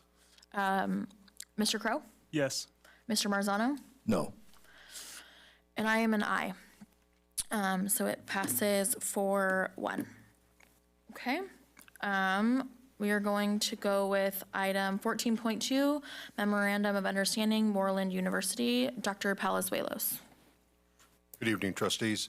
What's before you is a memorandum of understanding that would be between Teach Now Incorporated, that does business as Moreland University, and the Amador County Unified School District. This agreement would allow us to serve as a clinical practice site for a candidate enrolled in their program, Teach Now Teacher Preparation Certification Program. We're recommending approval on this one. Okay, does anybody have any questions on this item for Mr. Palazuelos?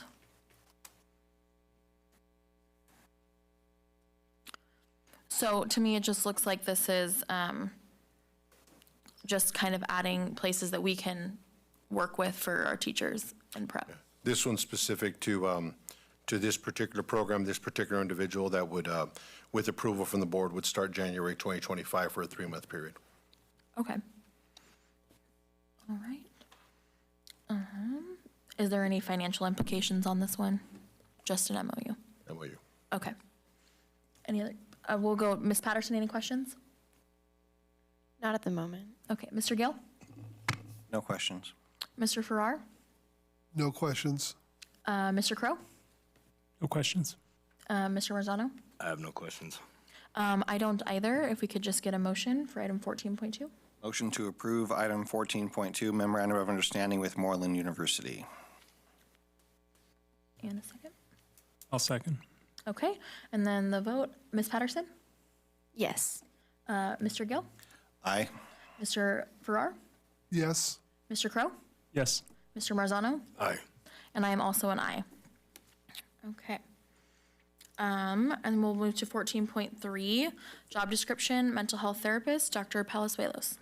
Good evening again, trustees. So this particular job description is for the position of mental health therapist. The position is unrepresented, meaning that it's not in any of our collective bargaining units. It was last reviewed in 2022. The reason it is coming back to you, trustees, with some changes is one of the things that we do on an annual basis is we share information with the California Commission on Teacher Credentialing. They have it's called CalSAS, which is the California Statewide Assignment Accountability System. In one of their regular reviews, they found language within that job description that does not align with the credentials or certifications for this duty. And so what you have before you is the current job description that shows the markouts or the changes, and then the proposed job description so that we can bring it in line with the expectation from the state, and then continue to be able to have this position and provide support to students. Okay. We'll just go down the line. Ms. Patterson, did you have any questions or comments? No. All right. Mr. Gale? I just appreciate that we have both documents and we can clearly see what's being changed. Okay. Mr. Farrar? No questions. Okay. Mr. Crow? No questions. Mr. Marzano? No questions. I also don't have any questions. So if we could just get a motion? 14.3. I move to approve item 14.3, job description, mental health therapist. Second. Okay. Ms. Patterson? Yes. Mr. Gill? Aye. Mr. Farrar? Yes. Mr. Crow? Yes. Mr. Marzano? Aye. And I am also an aye. Thank you, trustees. Okay, and then we'll go to item 14.4, resolution 242509, energy services agreement with I don't actually know how to say it. Sizerco. Energy Solutions with Mr. Norton. Great, thank you, board. This is a resolution presented to the board which authorizes the district to move forward with an energy services agreement. The agreement is included in the attachments and would be funded entirely by the CalShape grant, which the district received this summer and the board approved back in June of 2024. This was a discussion item at the previous board meeting, and a public meeting was also held at that time. As a quick refresher, the scope of this project would be a review of the district's HVAC systems and allow for minor repairs to help with functionality and energy efficiency. Included in this would be the installation of new thermostats and CO2 sensors in the classrooms as well, along with new filters for the HVAC systems themselves. The networked programming of the thermostats would enable the district to see significant energy savings over the life of these items, and would provide us with a pretty good evaluation of our HVAC systems in general. So as we look to replace them in the future, we would have this kind of analysis of how they're all running. I do have Nate Schlegel here in attendance, so if there are any questions specifically for Sizer COE, he would be here to be able to help facilitate that. And please note that some of these documents that you see attached were updated just as this morning. I realized after the fact that I'd updated or uploaded the old outdated ones, so those are there. But at this time, the district recommends the board approve the resolution for the energy services agreement with Sizer Co. And I'm happy to answer any questions you have. Okay. Ms. Patterson, any questions? No. Mr. Gale? One question. As part of the proposed energy savings on having networked thermostats and whatnot, is that to help our teachers live within certain limits like we do in Manteca Unified, where basically you have no control over the temperature in the room? You just get to appreciate that you have any AC or any heat at all when you have it? I don't believe so, but I can't speak to that. I would imagine they would still have control in their classroom. No, the systems we use have overrides in place for individual comfort. It's more about the wasted energy. When it comes to those, the amount of energy that's wasted when no one's occupying the room, Right. and units run during nights, weekends, summers, and all of that, that we want that level of control. So the smart sensors help deal with that problem, but teachers do have some degree of adjustability. Correct. Okay. Mr. Farrar? So this program is just for, it's going to cover maintenance, but there'll be no new units involved? Or if we find that a unit's completely, ran its course of time, what are we going to do with it then? We would have to set a priority to repair that at some point in time, but these funds are mainly just for minor repairs and evaluation of the system overall. So really, this just tells us where we're at, where we need to start spending our money. To a degree, but it does provide for these new thermostats, which would be nice, but also does give us a level of analysis, which is, yes, true. It just seems like $803,000 is a lot of money for new thermostats. Nate, would you like to come up and speak toward that? Thank you. To give more detail on that piece. Good evening, board members. My name is Nate Schlegel. I'm with Sizer Co. Energy Solutions. So the CalShape grant, the funding is for 4 very prescriptive things. One of them is the CO2 sensor requirement. The biggest cost on there is actually an assessment report that's done on each and every unit in the district. So it's a 16-page report along with airflow testing and balancing of every unit in the district. So that's actually included as part of that $800,000. 20% of that $800,000 is actually set aside for minor repairs, and then included in that is also new filters for the entire district. So that's the prescription of the grant. And the new thermostat CO2 sensor portion is prescribed at $600 per classroom for the district. So I think that probably amounts to about 15 to 20% of the overall grant amount. So there's roughly $160,000 for maintenance of the existing units? Correct. Now, the caveat with that is that, as I said, the grant is very prescriptive. It is broken down by school, and you cannot transfer those repair funds from school to school. So in the scope of work, that is one of the attachments of that document, it actually has broken down each school, how much money is allotted per school for repairs. And if there are no repairs, and on the off chance all of your units are just pristine and wonderful and there's no repairs that you can find to spend that money on, you can use that money for additional sensors for non-educational spaces or for filters for the district. So it won't go to waste. It will go towards something that is beneficial to the district. 。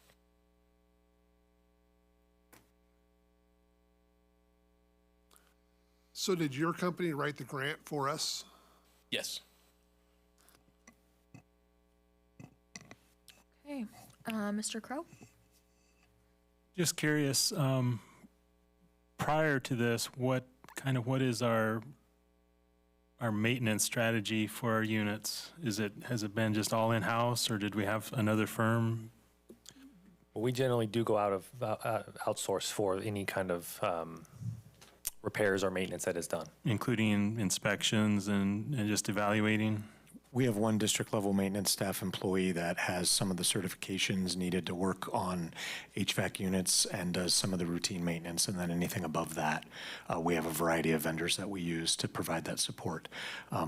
We have not done a comprehensive analysis of the condition of all of our units in quite some time.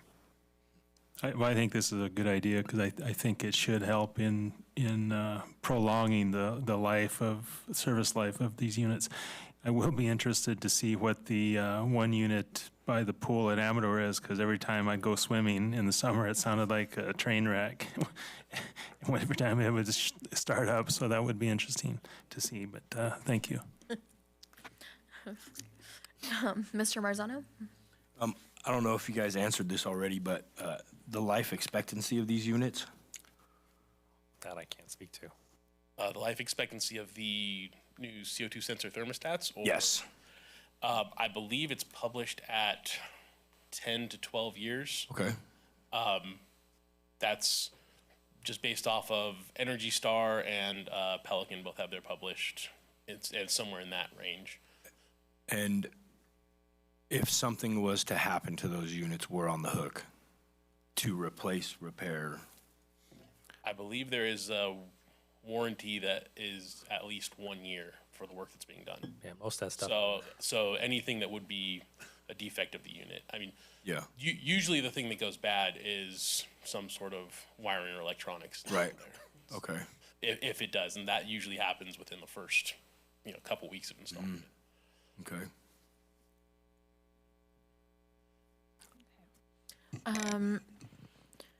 I forget, did you say, when you were here the last time, did you say something about the grant ending or something? Yes, the deadline for application was July 1st. Okay. So, and the lady that did it kicked butt, right? Or you said something yes.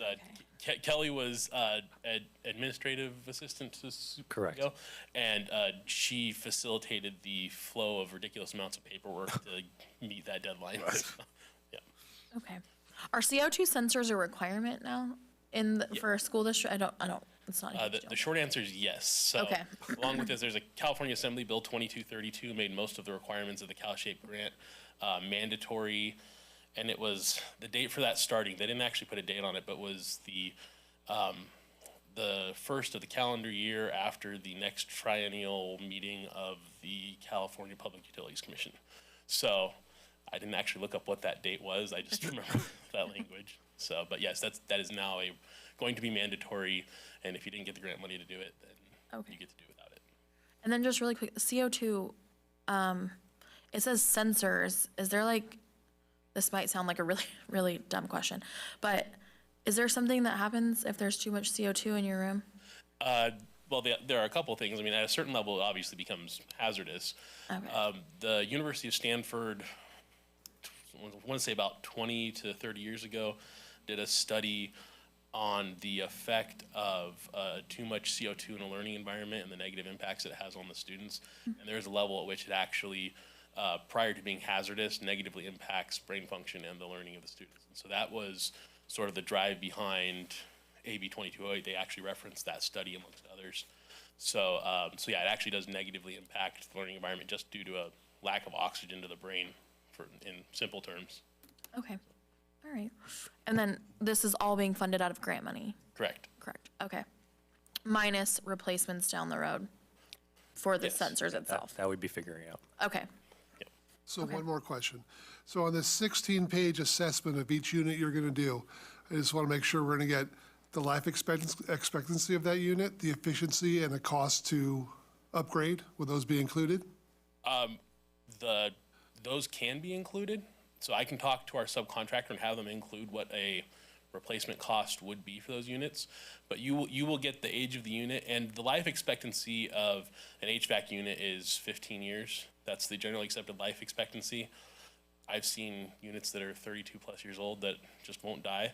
Yeah, you'll get the age of the unit, you'll get the functionality of the unit, so they will actually do a flow and balancing test on it and see how well it's operating compared to its like new condition. So, and that's usually represented by a percentage of efficiency. As another quick refresher, it was about 6 years ago that we wrapped up the Optera that became the NG project, which the focal point was the solar panels, but part of that project was we replaced 83 HVAC units in the district as well. And so again, the assessment of the units outside of those 83 is of most importance. I anticipate we are pushing the limits of the 15 years for a life expectancy of an HVAC unit in many circumstances. Okay. Is there any other questions or comments? Okay. So we are looking for a motion to approve this resolution.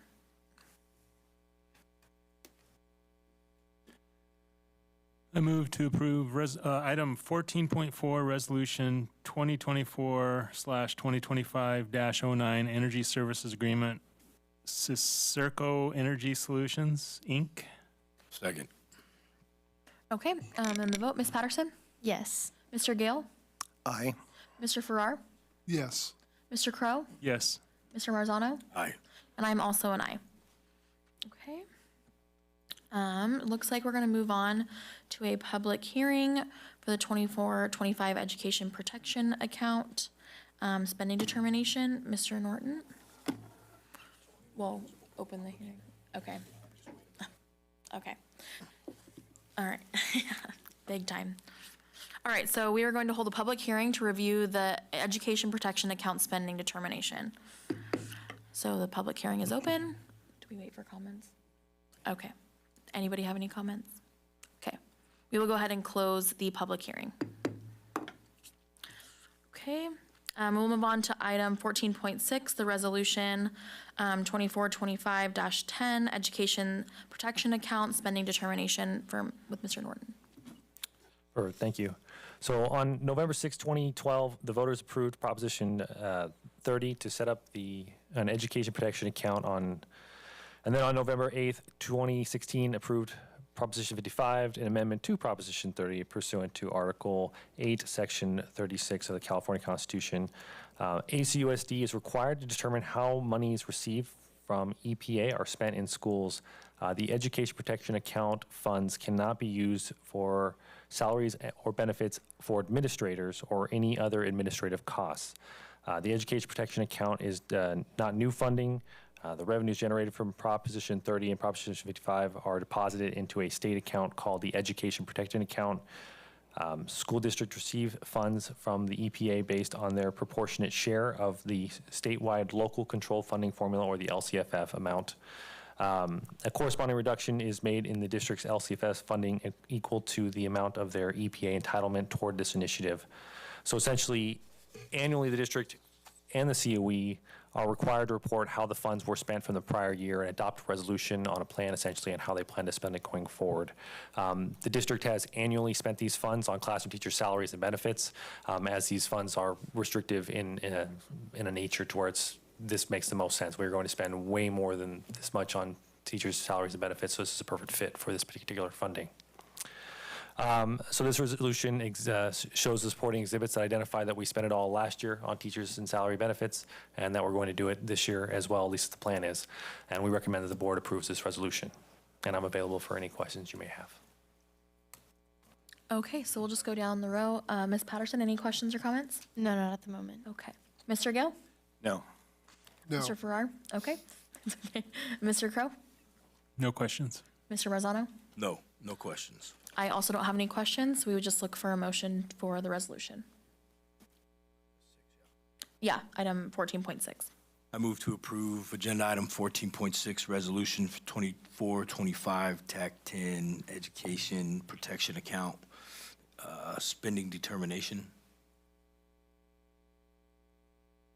Second. Okay, and then the vote, Ms. Patterson? Yes. Mr. Gale? Yes. Mr. Farrar? Yes. Mr. Crow? Yes. Mr. Marzano? Aye. And I'm also an aye. Okay, so then we will move on to another public hearing. The developer fee resolution, 23-24 annual developer fee report, and 2019-20 to 2023-24 5-year developer fee report. So we'll open the public hearing.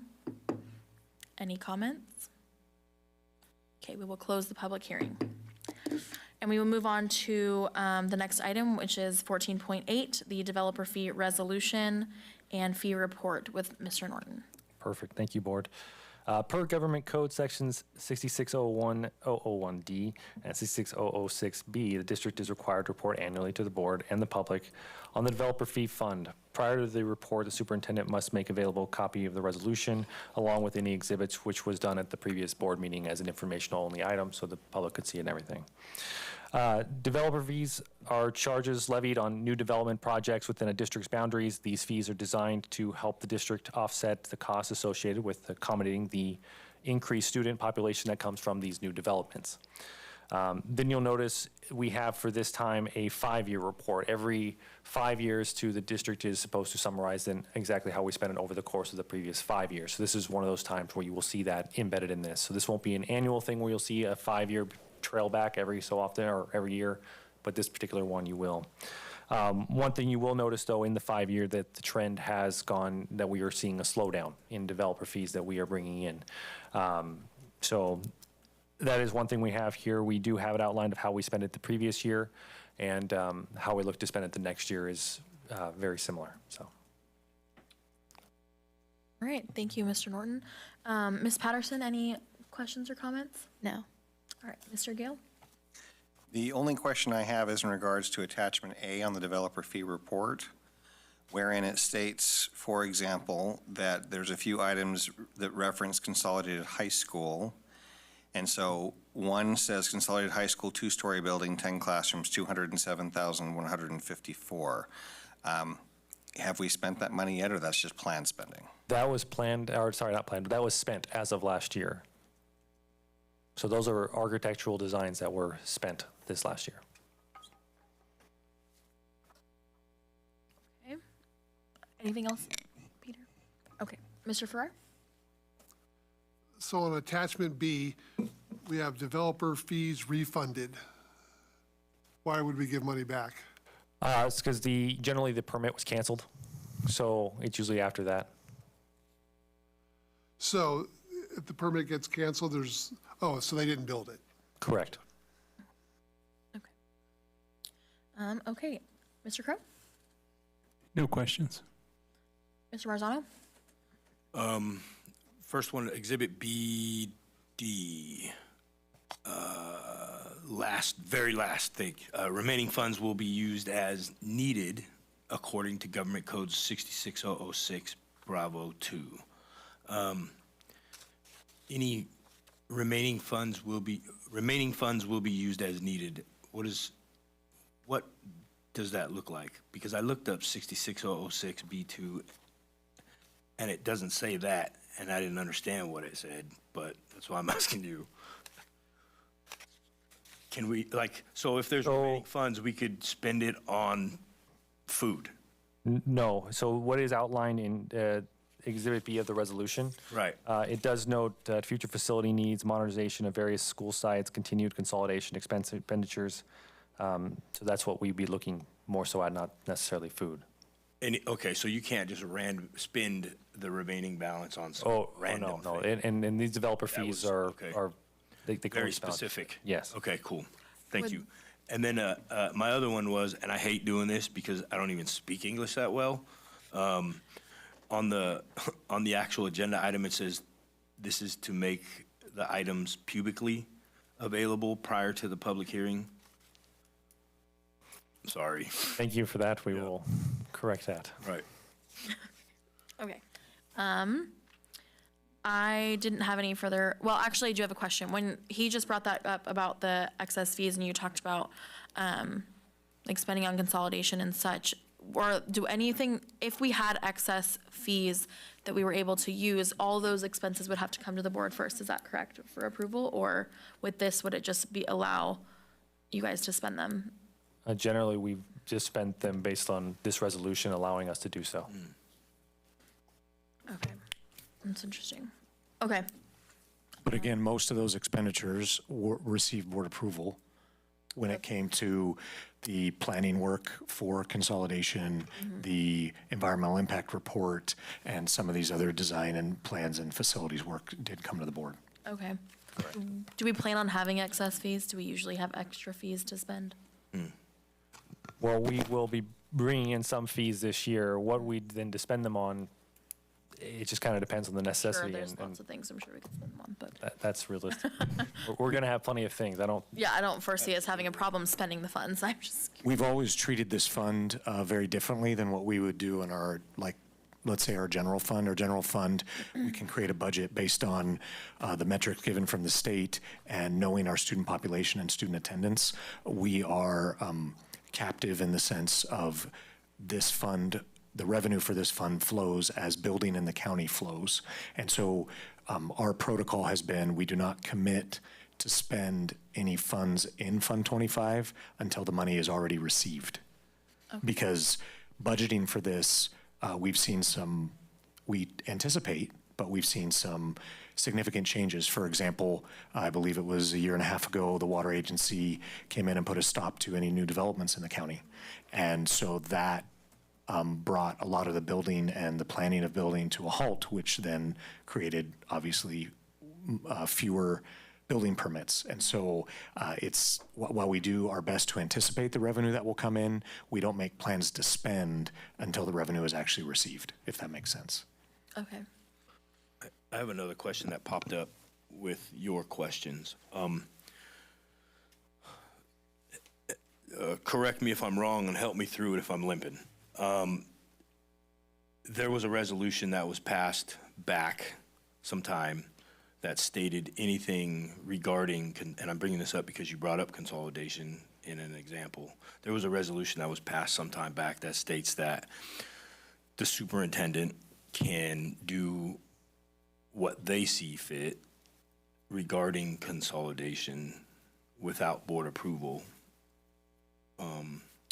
Would spending be one of those things? I mean, I'll have to go back and review the resolution, but our approach on this has been to treat expenditures that would typically need board approval as such and bring them to the board for approval, whether or not they be for consolidation. For sure. I appreciate that. And side note, is there any way that that resolution could be brought back to the board? I hate messing up agenda items, but. I'd have to look into that. Okay. Okay. Any other questions or comments for this one? Okay, then we'll look for a motion for item 14.8. I'll move to approve agenda item 14.8, 24-25, TAC 11 developer fee resolution, 23-24 annual developer fee report, and 2019-20 to 23-24. What? 5-year developer. Oh, 5-year developer fee report. I move to approve that. Second. Okay, and then Ms. Patterson? Yes. Mr. Gill? Aye. Mr. Farrar? Yes. Mr. Crow? Yes. Mr. Marzano? Aye. And I'm also an aye. Thank you, board. Okay, we'll move on to item 14.9, Amador County Unified School District 24-25 first interim budget revisions with Mr. Norton. Perfect, thank you. So as part of the annual budget cycle, local educational agencies have 2 interim reporting periods throughout the fiscal year where they report on their actuals through a designated time period and identify any budget adjustments from the last iteration. We are now at the first interim report, which reflects actuals through the first 4 months of the fiscal year. So this is through October 31st. And then we report here any major budget adjustments due to new information that has become available since budget adoption. And the attached documents here provide a summary of the major budget adjustments that have come about with this first interim. I'll highlight a few of them, some of the main ones here. On the revenue side, you will see Jackson Junior High did not receive CSI funding as they had the year prior, which reduced our federal dollars. Our home-to-school transportation reimbursement came in higher than forecasted, along with other state grant adjustments that increased our other local or other state revenue dollars. Our local revenues increased due to, we had a STRS excess reimbursement for employer contributions. The employees, when we have a STRS excess, get those directly back to them, along with additional interest income and additional support from COE for special education purposes. Overall, from adoption, we're expecting basically about a $479,000 additional revenue from what we thought we initially were going to get at the start of the year. On the expense side, you will see that salaries and benefits overall saw a decline. A lot of this was due to vacancies for the first 6 months of the year that we had from the certificated and classified overall positions. There was one little reclassification that we had that kind of flipped the budget a little bit from from certificated to classified, which was my position. It used to be a certificated position, it's now classified, so that kind of is why that one area went up. Then you have books and supplies have increased due to, we had additional curriculum purchase this year beyond what we initially budgeted, which mainly hit the restricted side of things. And then services really took the biggest hit, and that's where we're really wanted to call into note here. We have an additional $1.65 million budgeted toward expenses tied to being a self-insured health agency. So for our medical benefits for our staff. This is in addition to other increases that we had toward special education contracted services, but really the main hit there was tied to the health insurance. We do have some capital outlay that didn't move much. It really just switched from, I think it was unrestricted to restricted or vice versa, but it had to do with E-rate technology equipment upgrades that we had toward our network infrastructure. And then we had some other outgo that declined due to a decrease in contributions to the COE, and some other contributions that were toward ELOP as they needed additional staffing as our program for that area has grown. So we've sent more funds toward that program. The transfers out declined as we reduced other outgo to deferred maintenance. And overall, this has led to an increase in expenditures of $1.5 million, a net deficit increase of $1 million. And as will be highlighted in the presentation, the first interim and the next one, these revisions still allow the district to meet the minimum reserves, but it is a lot tighter at this point in time. I'd love to take any questions you guys have. I'm sure there will be a few, but at this time, we recommend the board approve the budget revisions for first interim. Okay, thank you, Mr. Norton. Ms. Patterson? No questions. Okay. Mr. Gill? Yes, just one question. I do appreciate the highlighting and the notes on the side there, for example, that, as you said, the biggest hit the budget of $1.65 million towards self-insured expenditures, and that's been spoken to by our teachers union, this need to rapidly find solutions there. Is it true, is there any possibility that the district would not have to wait until July to make those kinds of changes, or that's unlikely and more like a best case scenario? It is a possibility. We are looking into that as we speak. We've already met with 3 different other groups to see what their medical benefits are. What we really want to do is move away from being self-insured and go in toward an insurance pool. Basically what that would do is allow us to step away from the possibility of excess claims. We would not be on the hook for that. It was essentially the pool fields it all together. We would just see our rates in theory go up the next year, but the liability of the district is what we thought it was from the start. It would be those contributions we're paying as premiums on a monthly basis. So to the question of can we change short term, we are looking into that. We have to look at all the different agreements that we have already signed to see if we do leave early too, what kind of penalties are there. There are some lead times that the new groups would also need. I've spoken to a few, and some of the dates I've heard they need 120 days.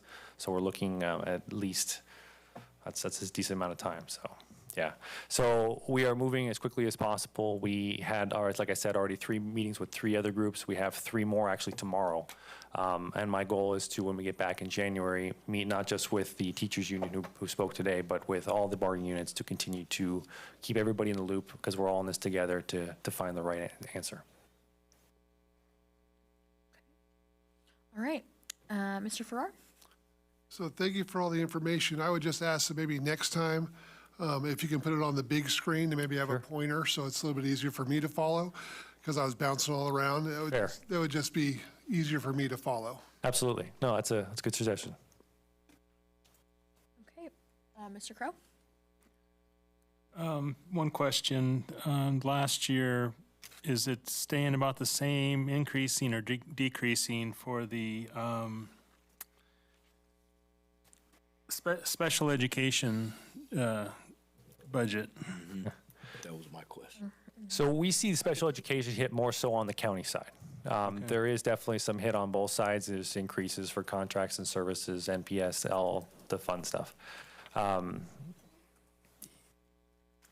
Where it is specifically, I'm not 100% sure, but I think we're budgeting probably in line, if not more likely it's growing, for sure. Okay, thank you. I appreciate that question, Mr. Crow, because on the explanation of charges down where it states net reduction and contribution to the COE, reduced special education, and then support increased for ELOP support. The reduced special education support made me cringe, and it was like, oh my gosh, why? Could you explain that to me? Yeah, so this other outgo is sending money to the county.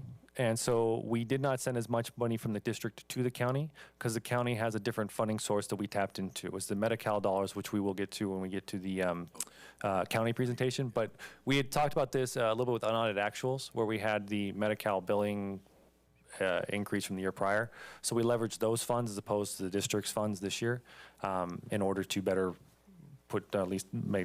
better adjust the district's budget at this point in time. So it reads worse than it actually is, would you say? Or, I mean, any reduction, in my opinion, to special ed at this point in time? The reduction itself wasn't to special education necessarily, but the contribution from the district to the county for special education. So special education still is receiving the same amount, if not more funding, as we'll get to on the county presentation. But yeah. Okay, thank you. Yeah. That makes more sense. But I'll clarify that language next time too, because I could see how that is misleading. Okay, thanks. I don't have any other questions. You guys all kind of hit on that. Any other comments before we look for a motion? Oops. Okay, so then it looks like we can, somebody wants to put a motion for 14.9. I move to approve item 14.9, Amador County Unified School District 24-25 first interim budget revisions. I'll second. Okay, and then the vote, Ms. Patterson? Yes. Mr. Gale? Yes. Mr. Farrar? Yes. Mr. Crow? Yes. Mr. Marzano? Aye. And I'm also an aye. Okay, so we will move on to 14.10. Also, Mr. Norton for the ACUSD 24-25 first interim budget certification. Oh, I'm hitting too many buttons. Okay. So thank you, Board. The local educational agencies are required to file 2 reports during a fiscal year, interim reports, on the status of the LEA's financial health. The first interim report is due December 15th, so we actually have already submitted the data to the state, but the certification is what we're looking for at this point. For the period ending October 31. The second interim report will be due in March on the 17th for the period ending January 31st, and the county superintendents are to report on to the superintendent of public instruction and the state controller for the certification for all districts in their county within 75 days after the close of the reporting period. So the interim reports include a certification on whether or not the LEA is able to meet its financial obligations, and this presentation is with regards to that. So as I really get going into this here, I really want to talk about budget monitoring, accountability assistance, and in brief, the business office really kind of oversees the budget development, the monitoring, accounting, the average day-to-day stuff that you will see with running the business operations, making sure there's controls in place, making sure how we're spending the dollars is correctly, et cetera. There is an external audit that we have through Christy White, which is, they're highly focused into school audits, who has been a great resource for us. And we've been able to leverage their expertise. And then the Board of Trustees yourselves are great in reviewing what we have available, asking great questions, and then as we look to develop it going forward. And then Fiscal Crisis Management Assistance Team, FICMAD, and the CDE FICMAT's great for resources, and CDE provides the fiscal oversight. Essentially, as a district and the county, a single, we really, the CDE is essentially our county office, if you will. So they're the kind of ones who oversee our status as it is. So as we move on to the revenue components, from this pie chart, you'll see the district receives most of its bulk funding through the LCFF revenue, or the local control funding formula. The funding formula includes state aid and local property taxes, and this is really a function of our ADA, our average daily attendance. Basically, it takes each student's attendance average and puts a dollar factor to it. So essentially, every day a student attends school, it's worth X amount of dollars to the district, and in our case, accounts for 81% of our revenue. We have other state aid at 13%, lottery, CTE grants, expanded learning grants, and other state grants such as that. Federal comes in at 3%. This comes from Title I funding for the most part, but there are some other smaller title funds and CSI funding. Then we have other local revenue, and this could range from interest to other local grants, such as the Student Behavior Health Incentive Program, and then other things such as if we get a contribution from the county or from the county to the district, you would also see that populate in the local revenue portion. So overall, the district is expecting $61.4 million in revenue for the 24-25 fiscal year, but you can see the bulk of it does come in through our LCFF. And then if we look at our operating expenditures, in general, people tend to be the expenses of school districts. And as you can see, we're not really any different here. 80% is the general percentage. We are around 74%, so we're relatively in line. We're a little light. Our books and supplies are around 5%. This is generally, our tangible items, books, and if you look at fuel costs or repair supplies, things like that. And then we have our services and operating and other outgo, which account for 21 of our district's expenditures. This is a little higher than I'd like, and there are some of those major expenditures that we had discussed that we're expecting to come in this year. The self-insured nature of things is one of them. But other things such as loan payments will come into this particular pie as an other outgo. We had the CREB-TEL payments, which was for our solar panels. Those were a decent amount. We have utilities. Utilities continue to increase, so those would sit in there too. And then we had additional liability insurance for other things. There was AB 218, I want to say, that passed that required us to spend additional on extra protection from any lawsuits or settlements that may come away that way. So overall, this culminates in the budgeted expenses for the year of $64.78 million. Quick question. Oh, sorry. Under the services operating outgo, other outgo, is some of that money also paying for people, just not district employees, like people we contract with and things like that? Is that true? Yes, I literally have my notes here too. Contracting to fill vacant positions. I just did not say it. So okay, thank you.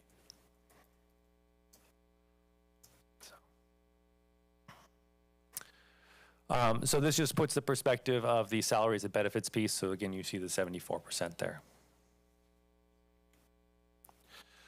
So then we have the multi-year projection with the budgeted revenue and expenditures you see from the charts before. Here you'll see them now in the column 24-25. You have the top line of 61.4 million and then the expenditures of 64.7. So at the moment we are deficit spending, and overall our ending fund balance is set to be at 4.9 million as of right now. Our reserve for economic uncertainties is at 1.975 million. So at this point in time, we are budgeted to reach our reserve percentage of 3.05. 3% is the minimum, so it's a little tighter than I would like, but at this moment, we are going to meet it for this year. But as we look to the out years, you see that that is a different story.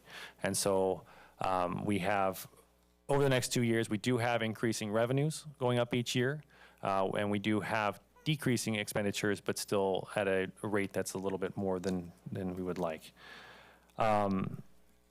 In the next 2 fiscal years, so let's start with 25-26. On the revenue side, some of the increases that came into play were the LCFF revenues.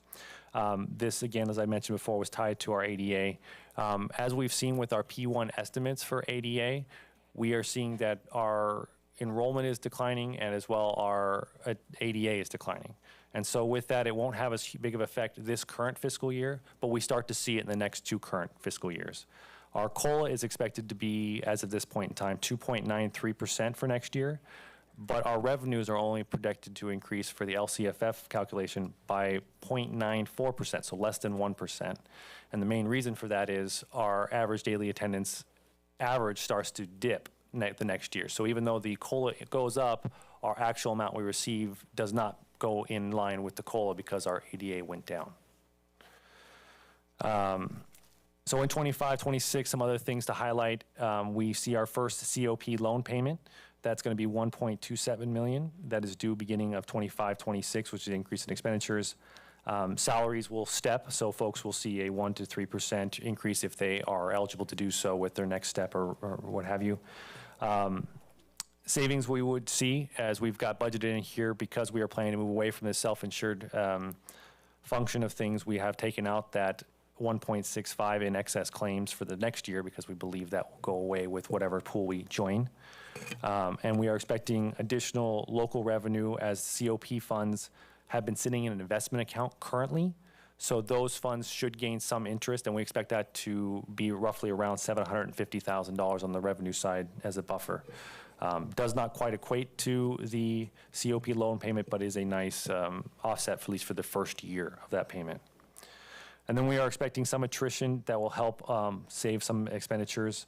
And we also have a retiree incentive, which will, in theory, help with some of the higher paid teachers may take that retirement incentive, and then we'll have some new teachers who essentially cost districts less who will come in and take over that space. So in theory, we should have some of that comes into play.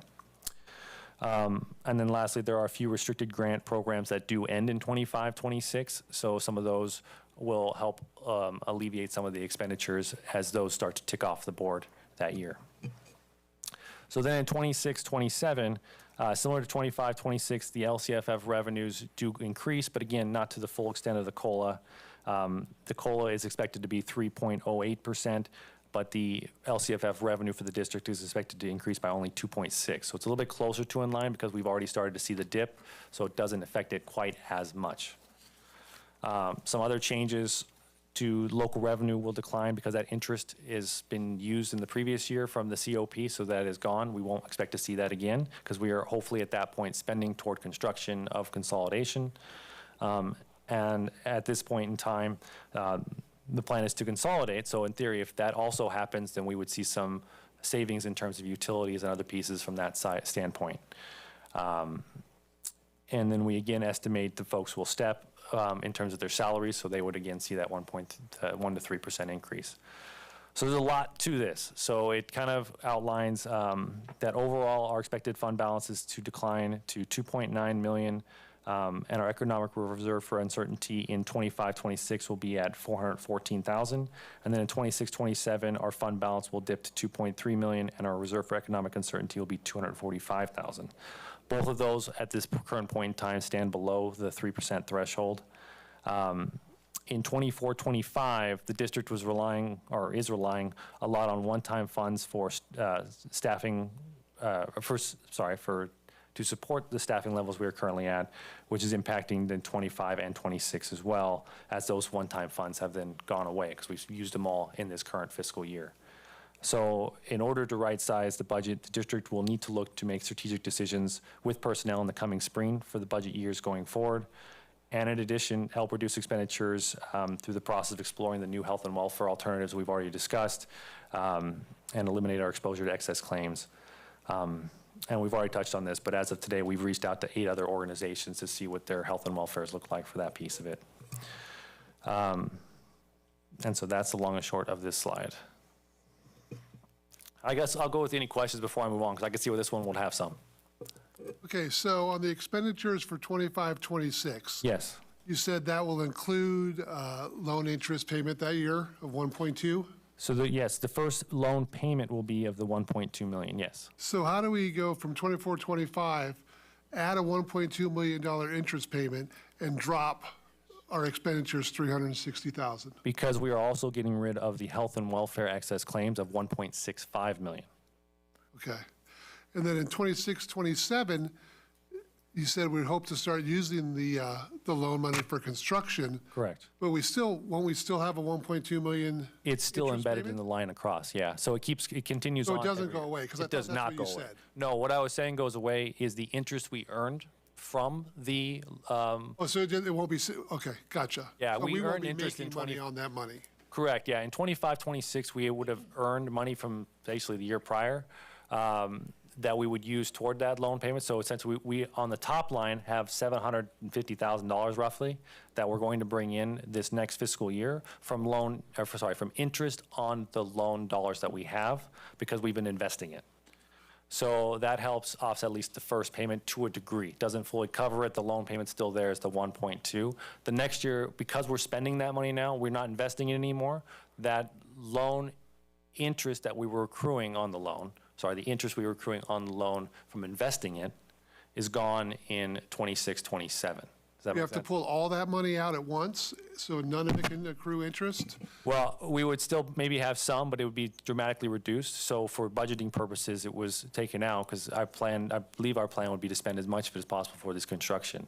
I don't know if we'll be done with the construction by that point, but we factored it out because whatever we would get would probably be dramatically reduced. If we're go, set, go on consolidation construction, we'll need to pull it all. Yeah. Okay, at once? Yes. That makes no sense. Well, we're going to be working on multiple projects all at the same time. And so, I mean, that, in the timeline of a given fiscal year, I mean, we would spend the majority of those funds all in one fiscal year on those construction projects. So we'd have to pull all the money out, but we will pay it as the project proceeds. Correct. Yeah, we wouldn't pay all the money up front, but we would need to pull it out of the investment account so that it's available to make the payments as we progress through construction. Okay. Yes, and so we'd still earn some interest on it too, but again, this time it's invested with the county, which doesn't earn nearly as much interest as how it's currently invested either. Okay. Any other questions on this slide before I move on? Yeah, if we get to the next couple of months and we get our EIR back and such and consolidation is deemed not feasible, what happens with that COP loan and the money that we have accrued on it? Well, Jared, I don't know if you want to step in on that one. Happy to.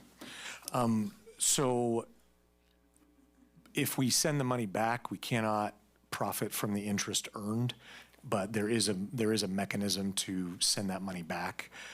Given the board's approval of it at the time, and then with the delay in consolidation, we chose to invest the money for the obvious reason, like Robert just said, if it's anticipated to earn $750,000. But I mean, the simple answer would be there is a way out, and then we would not make that $1.2 million payment. With the timeline as discussed last board meeting of the EIR completion and everything else going into that, we will know that in mid to late spring. And so that will provide us the opportunity, if we need to go back on that prior to the loan payment being due. Okay. Go ahead. Okay. Anything else? Okay, go ahead. You said mid to late spring? That's reference to the EIR. Right. Yeah. Sorry. Is January mid to late spring? Because I remember you had said a couple board meetings ago that it would be. Last board meeting, I referred to the springtime. You did? Yeah. Okay, I got January stuck in my head. At one point in time, I think we said January. Okay. You're not just making that up. Okay. I think we're good to go on. Thank you. So this is the general fund year-by-year comparison. As you can see, we've gone dramatically up and then gone dramatically back down as it currently sits. At this point, we are still planning to be able to meet our reserve for this particular fiscal year, but obviously we have some changes to make for the upcoming ones. So the reserve requirement, as was noted in the MYP, the district's forecast to meet it. The one-time funds were used to keep the district whole this particular current year. And one of the new elements that the district is really starting to see as we move forward is having to deal with potentially a declining or at least a stagnant enrollment, and which would lead to most likely, as we've seen with our P1 data that came in, a declining ADA, which will have a top-line factor. So as it sits, we have some forecasted headwinds, the declining stagnant enrollment, the one-time funds expiring, or at least being expended, not so much expiring, but expended. And then state revenues lately have been stronger, so there is some positive news out there, but it's still at this point below what is needed from the state to sustain funding. And then we have the COP payment coming up. So that's what's in the foreground. The next steps, review all future expenditures, that self-insured piece, getting rid of that. Personnel decisions need to be evaluated before March 15. And then all other expenditures continue to be evaluated. We have some variables that are unknown still at this point in time that we will have more data on as we go throughout the year too, such as the self-insured excess claims. Whereas the data that we have now shows this big deficit this year that could change in a few months. However, from what I've seen, our trend has been pretty consistent.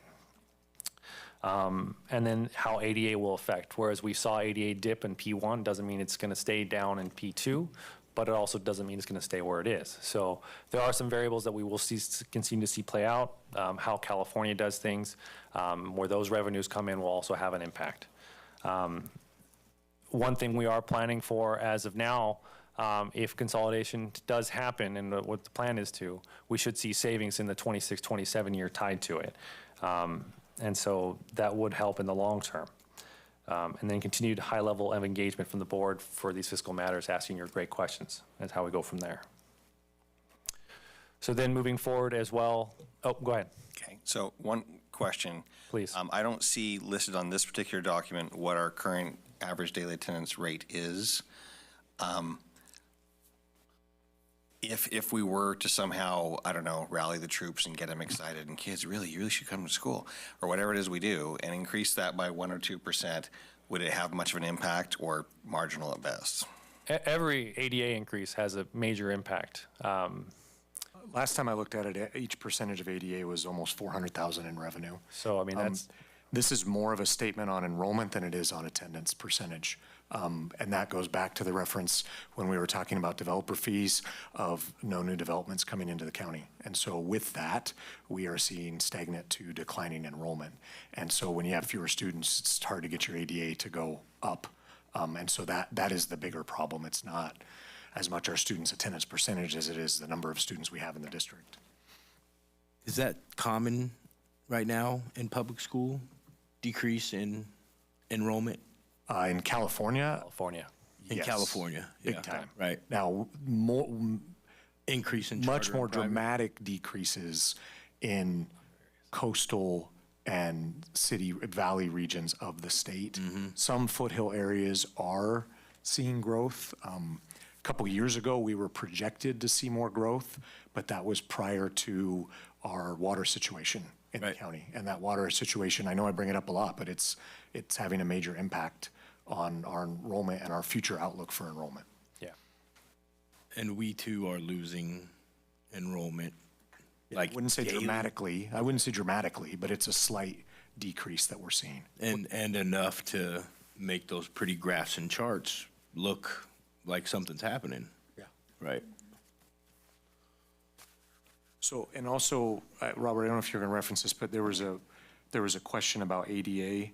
So attachment number 11, these are the lovely state forms that we have to use. So attachment number 11 is average daily attendance. And so you'll see right now it's at 3,863. And note that that is for the current year. And so that's an estimate, and that estimate is what our funding level would be at. So that is not necessarily where our actual ADA is at this point in time, but that is our funded ADA. Correct. Our funded ADA is held harmless to the prior year, and this would be our prior year's ADA.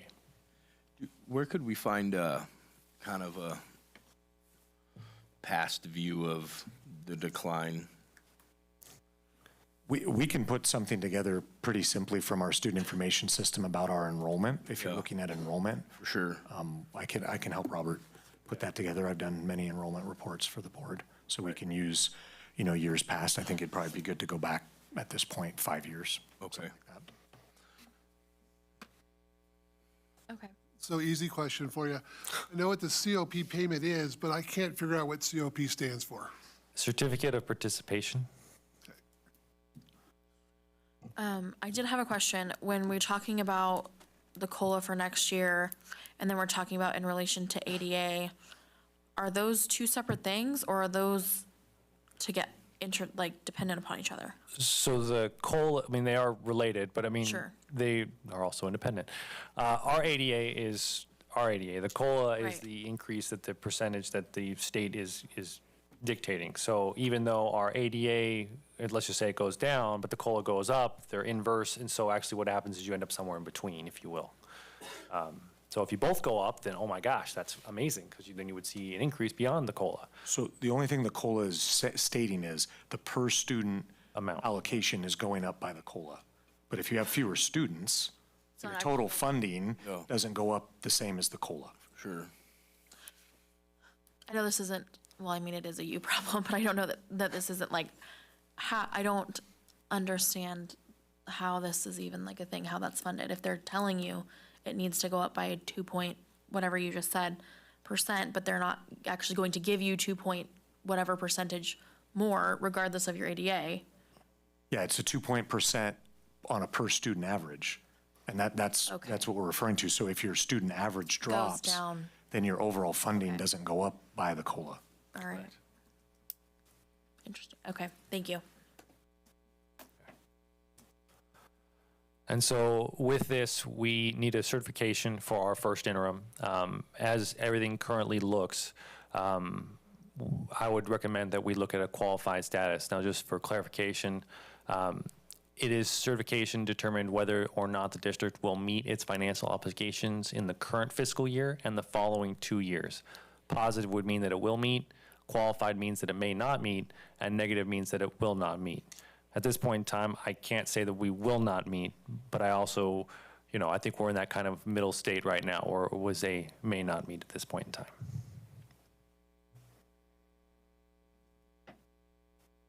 Okay. So we are looking for a motion on item 14.10.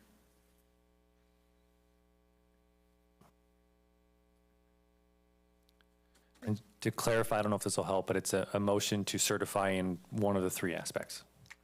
Right. And you're recommending qualified? I am. Okay. Can I ask you a question? Please. What if a board felt you were wrong on your recommendation? And I'm not at all, but like seriously. So you could. What if we were financial specialists and said, no? You know what, we're positive, it's great, everything's hunky-dory, yeah. If you came up with that recommendation with these figures, it goes to the state, and the state would look at it, and then they would make their determination. So what ended up happening is they could just say, well, yeah, that's great, you guys feel that way, but we say it's qualified anyway. Okay. The state has, again, being a single. They have the magic wand. Being a single, our county office does not hold that authority. In the majority of the counties of the state, the county office would hold that authority to downgrade the certification. CDE takes that role because we're a single. They will never upgrade your certification, but they have the authority to downgrade your certification. Okay. Any other questions before we have a motion? Okay. If not, then we can continue. Okay, I'm moving to item 14.10, Amador County Unified School District's 24-25 first interim budget certification, that we follow the recommendation of Mr. Norton to certify as a qualified interim budget. I'll second. Okay. And then the vote, Ms. Patterson? Yes. Mr. Gill? Aye. Mr. Farrar? Yes. Mr. Crow? Yes. Mr. Marzano? Aye. And I'm also an aye. Thank you, board. Thank you. Okay. All right. Moving to reports. Mr. Critchfield? Well, the last 7 Decembers were, it's the CBO's show with all of those reports. So I first want to thank Robert and the business office. I know from very direct firsthand experience the mountain of work that all of those items represent. And so I appreciate Robert and his team for all they have done. I also want to thank our history and social science teachers at the secondary level and the work they did through unpacking the ethnic studies requirement and the board's approval tonight of the American Cultures class. It was reminding me of my time as a Spanish teacher where I learned very quickly. There are 5 pillars to teaching foreign language. The emphasis typically is on speaking, listening, reading, and writing, but there's a 5th one, and it's culture. And I remember my first year teaching finding out that over 90% of my kids thought that Cinco de Mayo was Mexican Independence Day. Which, by the way, it is not. That is September 16th. And so I learned very quickly that I had a lot of work to do on culture. And so this is a great opportunity for our phenomenal history teachers to provide more of that for our students. And so I appreciate that. I should have said this at the beginning of the meeting. I want to excuse Molly Gilliam, our other student board member. We probably won't see her very much the next couple of months. She is on the Argonaut girls varsity soccer team, and in our new league, the SVC, league games are Wednesdays and Fridays. So I was getting updates. I have a vested interest as my daughter is on that team as well. And so they were at Union Mine tonight playing in the fog and were able to pull out a tie 1-1. She would probably not report on herself, but she and her team this past weekend also won the Ripon Christian girls soccer tournament and some very hard-fought matches, so that was pretty exciting. And we also concluded, I'm just doing a little mini Argonaut update for Molly as she emailed me since she's not here. And so then we also had a successful quarterback club tournament this past weekend at Argonaut High School for both our boys and girls basketball programs. Both teams went 2-1 during the tournament, also playing some pretty difficult opponents. And they have a million other things going on that I would not do as well as Molly would do in presenting. So that's, besides that, I just want to wish all of our employees and families a wonderful break, much deserved. We have 2 days left, not that anyone's counting. Okay, thank you. Ms. Patterson? Okay, I am counting. But, for our sports, the boys and girls basketball both have tournaments this weekend. We've both been doing pretty well this season, considering we have a very new team. So that's exciting. And the boys team will also be at Argonaut for the next 3 days if you guys want to pop in. I wanted to highlight our cheer team because they've been showing up to our basketball games to support like our winter sports, which hasn't really been a thing before, or it used to be like before I was in high school, but like now that they're getting back into it, it's pretty exciting. Soccer, both boys and girls have entered into league games, which we don't start league until after winter break, so that was just kind of like weird, like timing wise, but they're doing pretty well, and I know they're all working really hard, and it's really hard to play in such harsh conditions during the winter. And our ski and snowboard team hasn't really kicked off yet because of the weather, but this weekend it looks like they're going to get some good snow for practice on Sunday. But some events at our school that I wanted to touch up on were our environmental club. I wanted to shout out them because they've been going around every other Tuesday to clean up our campus in bright orange vests, and they like to, so our environmental club advisor, Mr. Tierpak, a couple years ago got plastic bottle like recycling bins that are all around campus, but they're huge, and a lot of kids like recycle their cans and stuff, and environmental club has been going around and emptying them and recycling all the materials, so it's just nice to keep our environment healthy. And another thing I wanted to touch up on was drama. They have a performance they've been performing like this last week and this week, and it's their annual musical, Alice by Heart. And if you guys wanted to go watch it, the next showtime is 6 o'clock tomorrow. And then ASB, so we've been really working hard on our winter activity rally, which is tomorrow afternoon, by the way. And we're gonna shout out our canned food drive winner and highlight a lot of our winter sports. And I wanted to touch up on, so our school raised 826 pounds of food for our canned food drive, which is pretty exciting. It wasn't as much as last year, but it's still like everything helps. So that was exciting. And I'm not gonna give away who won yet, but I'm really excited because that teacher will give us a pizza party. So I'm really excited. And I hope everyone has a healthy and happy holiday. Thank you, Peyton. Sounds fun over there at Amador right before we're leaving on break. Mr. Gale? You said us. I think someone's biased and maybe their class gets the pizza party. I just wanted to start by publicly thanking, well, the entire county, anybody who's watching, anybody in the district who chose to put their trust in me and vote for me to be a part of this team. I'm also deeply grateful and hope this is an appropriate shout out to Ms. Jarman, who helped me realize how much I am not a designer, because she made much better looking materials than I did to help with my campaign, and was very generous with that donation. That was extremely kind of her. To the Amador County Teachers Association for choosing to have the public forum, and for KVGC to be there to film it and to try and increase that level of communication for candidates to be able to communicate and share, you know, our idea of what this is supposed to be or what it could be. Grateful to the district that they invited us to go to the California School Board Association conference. The metaphor of drinking from a fire hose is not adequate. I need to review my notes like 17 more times to try to wrap my head around some of these things, but I am grateful for the opportunity to be brought up to speed and so well supported. To the cabinet members who have met with our newbies this past week have also been very, very helpful. Mr. Critchfield coming in even though he was sick. Thank you, appreciate that.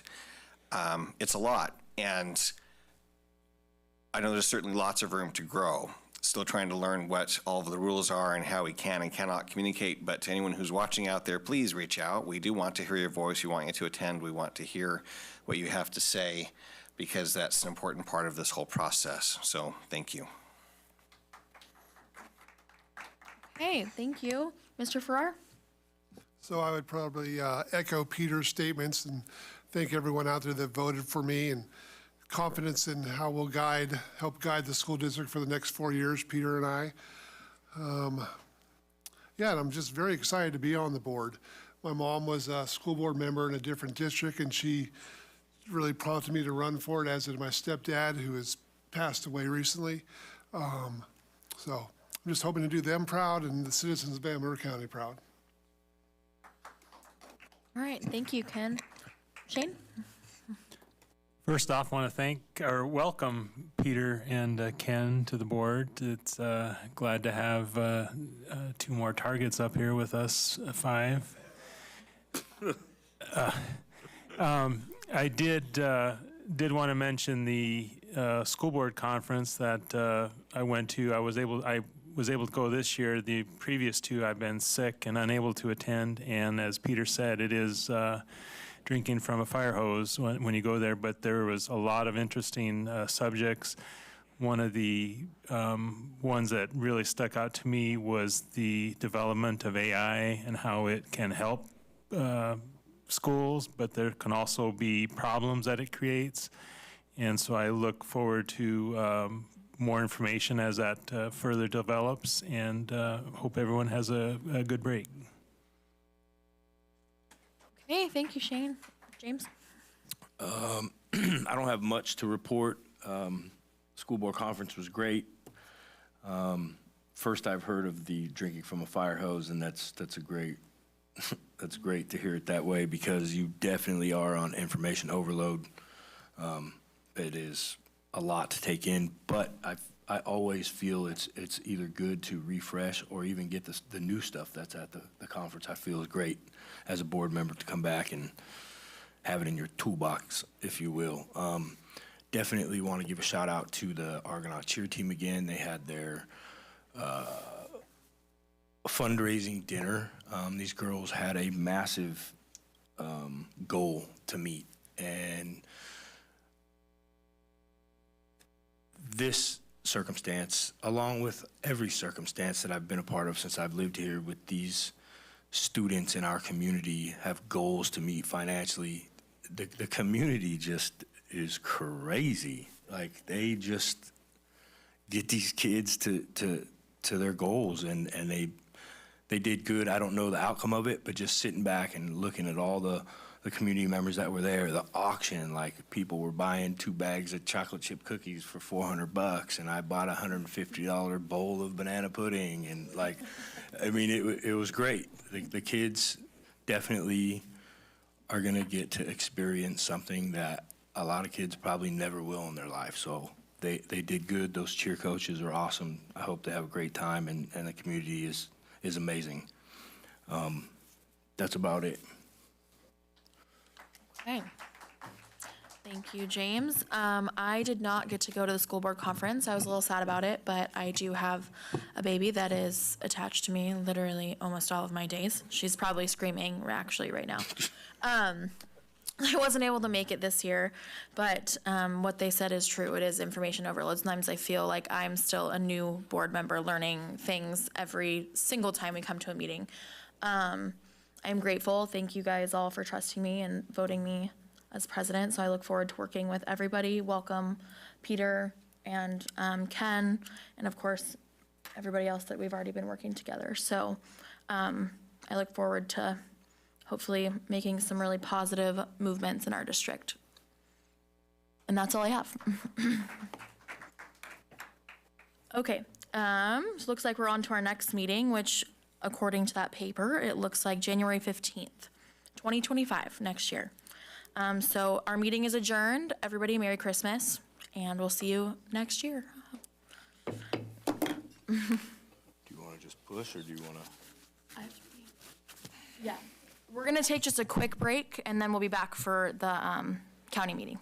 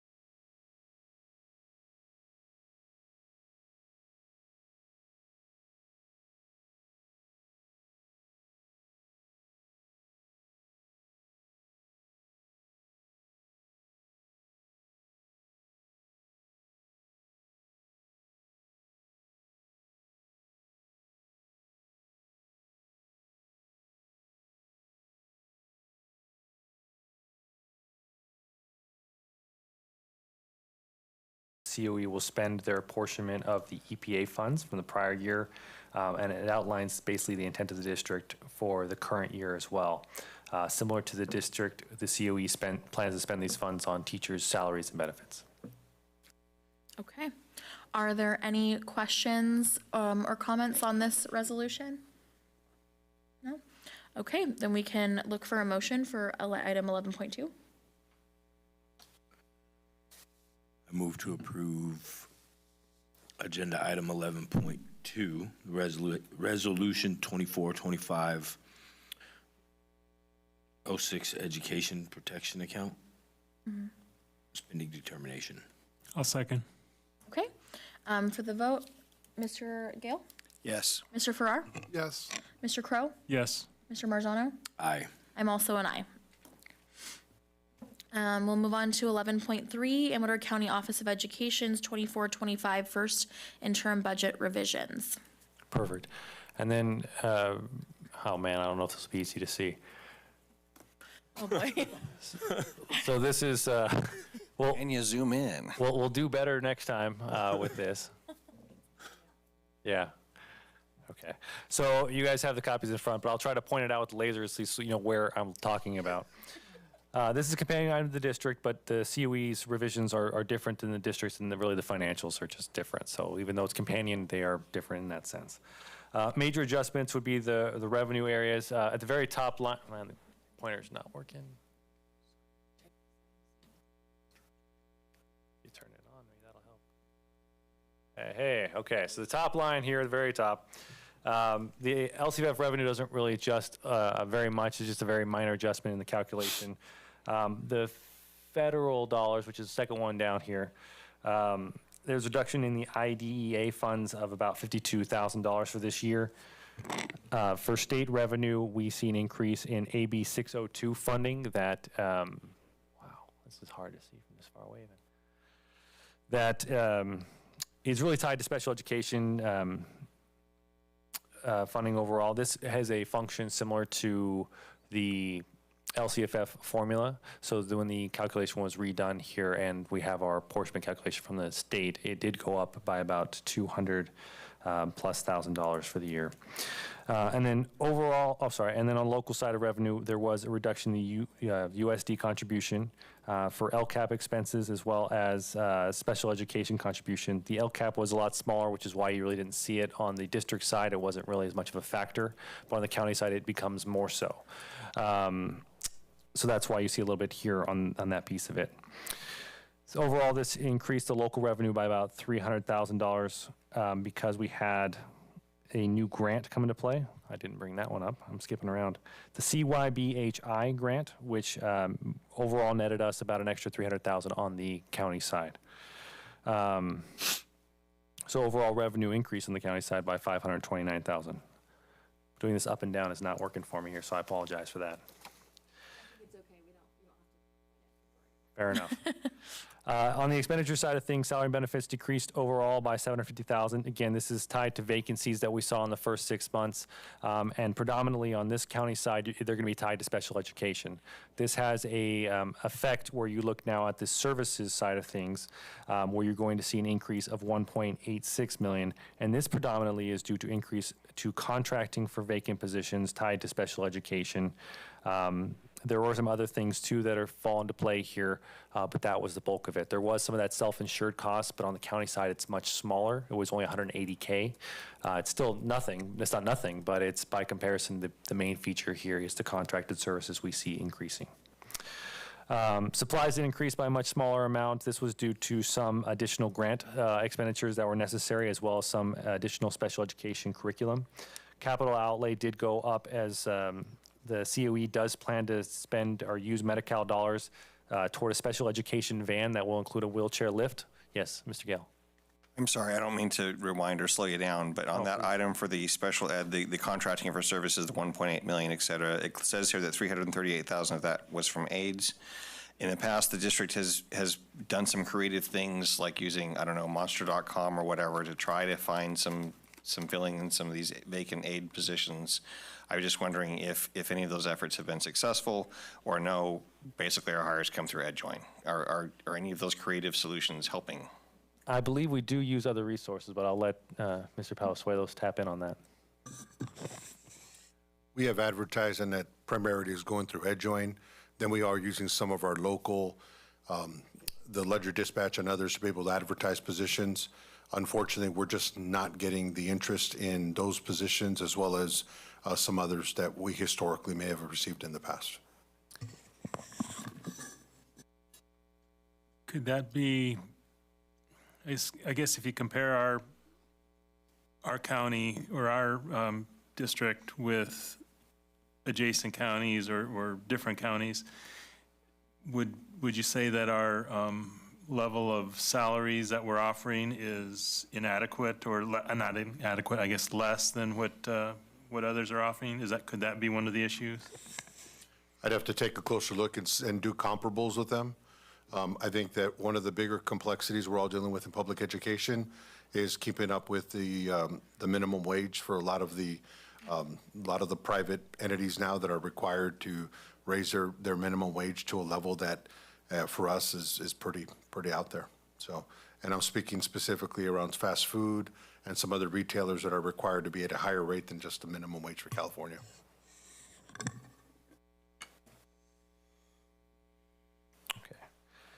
Some other things to note, we do have some other outgo increased where a contribution to the district side to support their special education needs. So whereas we're not seeing it from the district to the county, it's going the other way. So overall expenditures increased by 1.3 million in these budget revisions. To the total ending balance is expected to decrease by 780K to 1.76 million.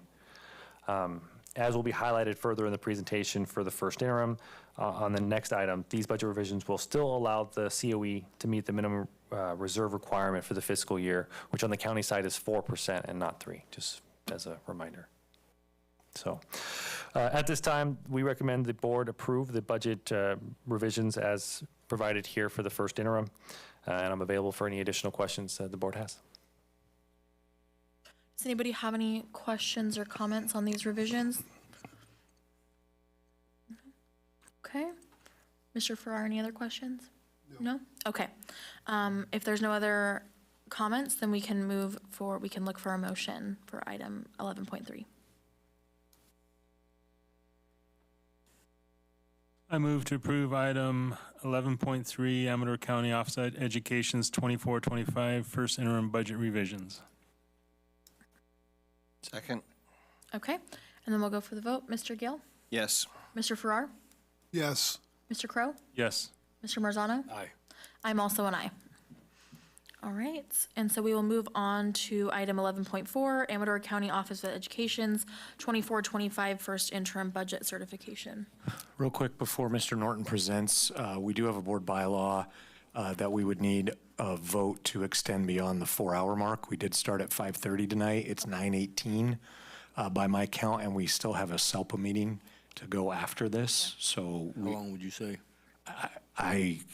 I hope we don't need much more than 30 minutes beyond. I think we can do it in less than 30. I motion to approve. I motion to extend the meeting 30 minutes. Yeah, so to 10 o'clock, beyond our 4 hours, so. Till 10 o'clock. Yeah. I'll second. Okay, and then the roll call vote, Mr. Gill? Yes. Mr. Farrar? Yes. Mr. Crow? Yes. Mr. Marzano? Aye. And I'm also an aye. Okay, thank you. Okay. Sorry for that interruption. No worries. So the time has been extended, so we will move on to item 11.4, the first interim budget certification. Perfect. So yeah, so now we've done the revisions. This is the certification portion, similar to how we did it on the district side. And now I can't get the clicker to work. Oh, there we go. One thing at a time.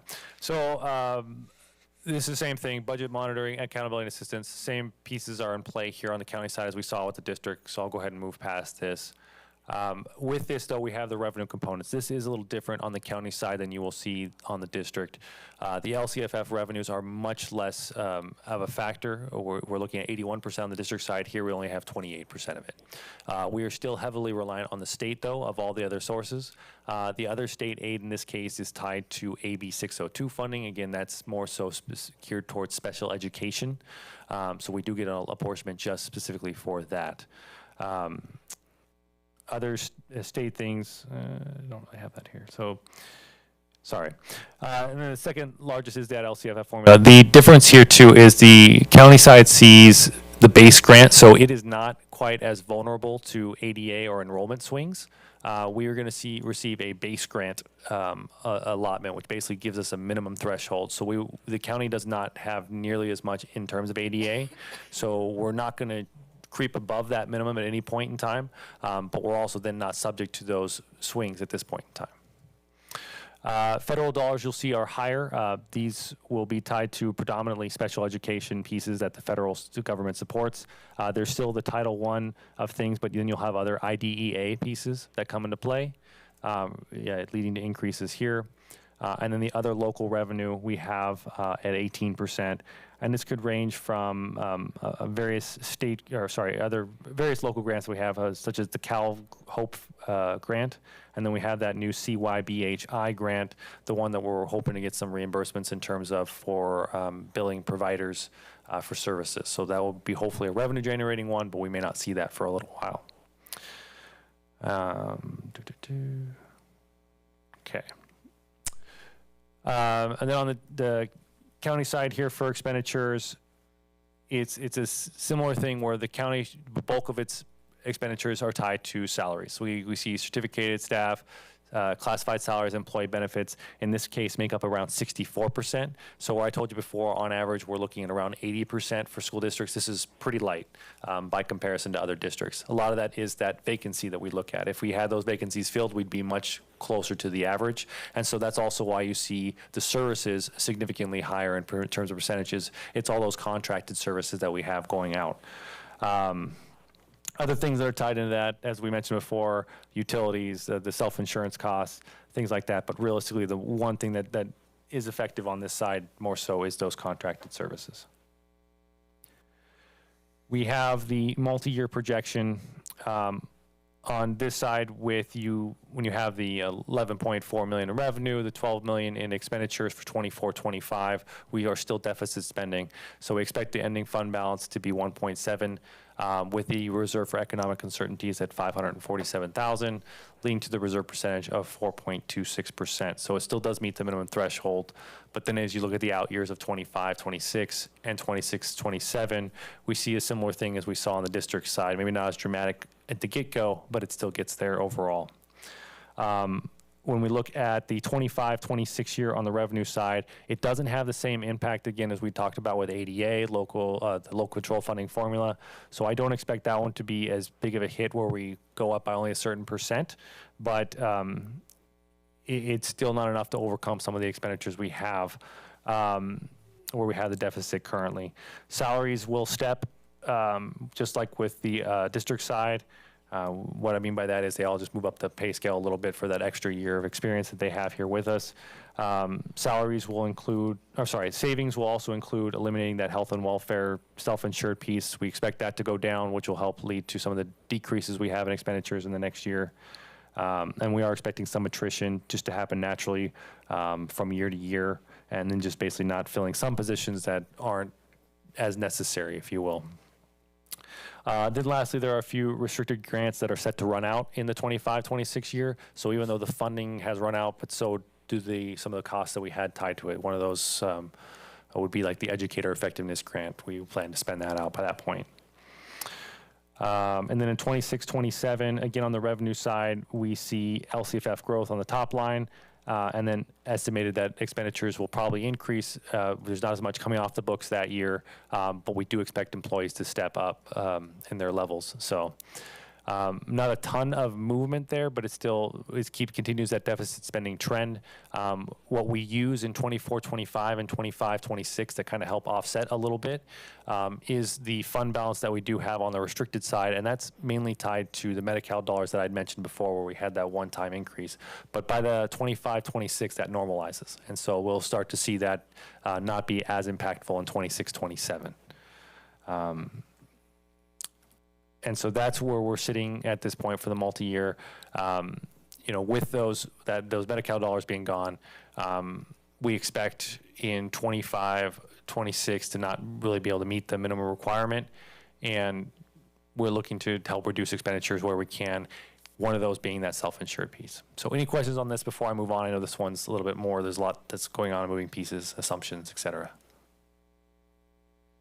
We'll start at the end. Do you have any questions or comments, Mr. Gill? Just the only question I had, and again, this might be a very minor piece, but the previous item on a previous meeting that stated something about being able to bill for other things beyond just the Medi-Cal, that is going to help? That should. And so that'll be billing the other providers. I don't really have estimates on that yet, but we should see that in on the local revenue front. And I'd like to believe by 25, 26, it should have a little bit more of an impact than probably it's even reflecting here. I just don't know what that is yet. 26, 27, it's hopefully even greater than that. And so I do anticipate that'll come to play.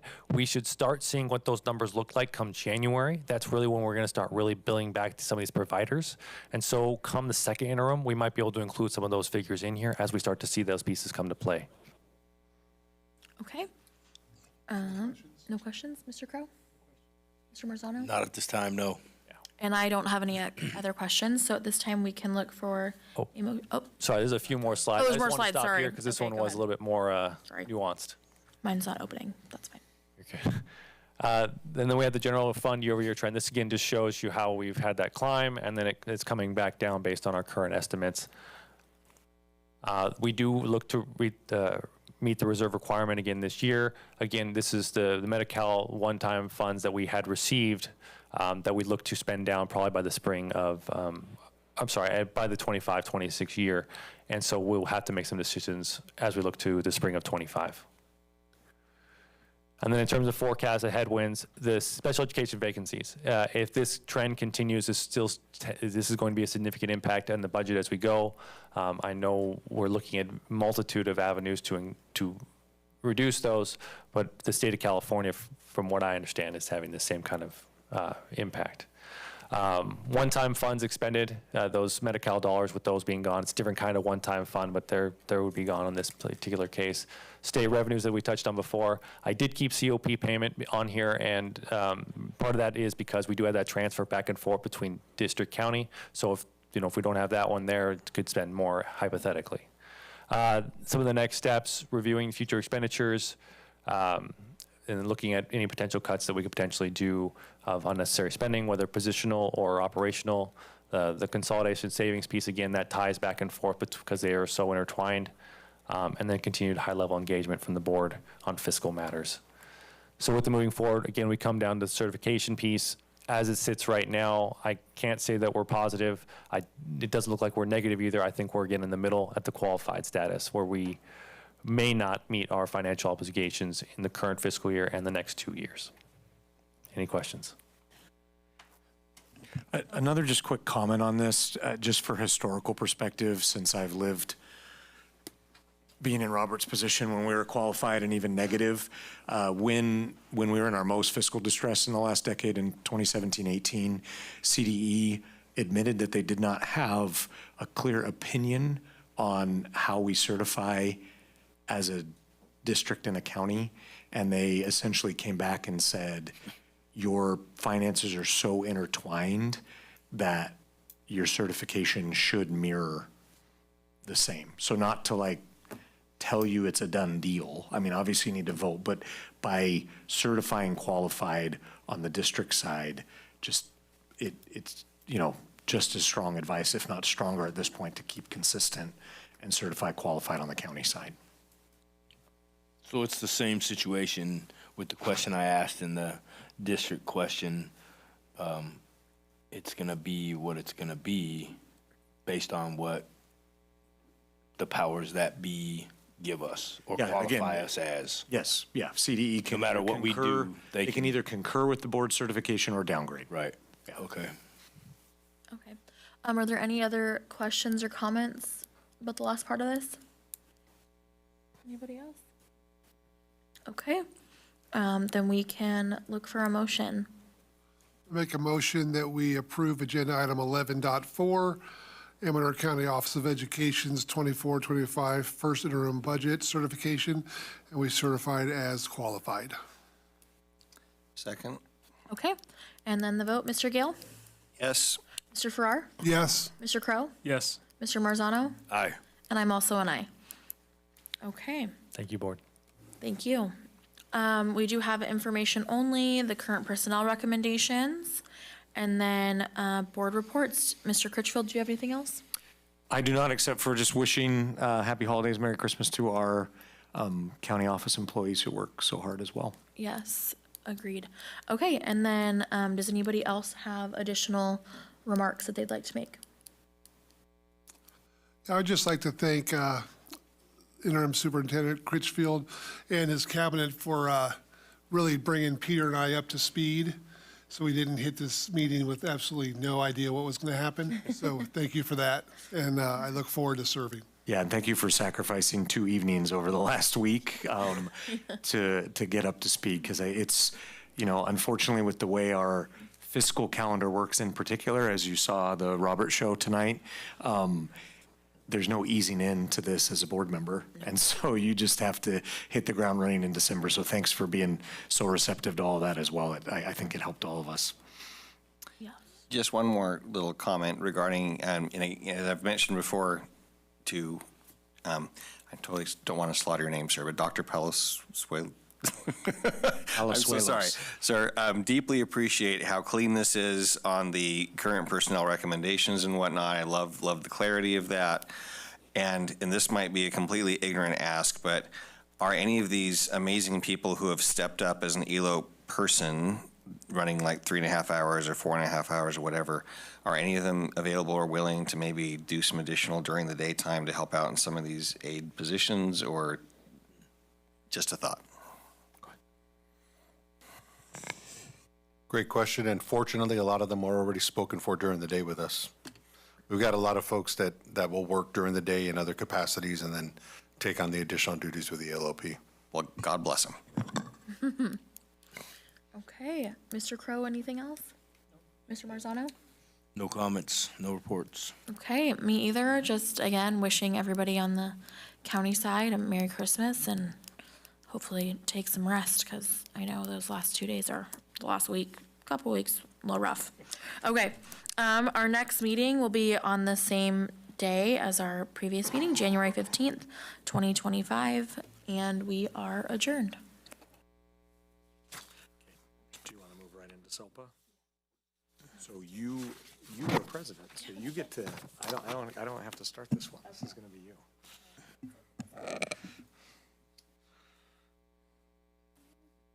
Okay, so we will call to order the Amador County SELPA board meeting. The board members, everybody is here. So we will go ahead and start with the annual organization meeting, the election of officers. Let me find my little speech here. Okay, so we will just move right into the president, and we can see if there's any nominations for board president for the 2025 calendar year. I nominate that we keep it consistent and Kayla keep on doing a wonderful job and be our board president for all of the above. Okay, is there a second? Second that.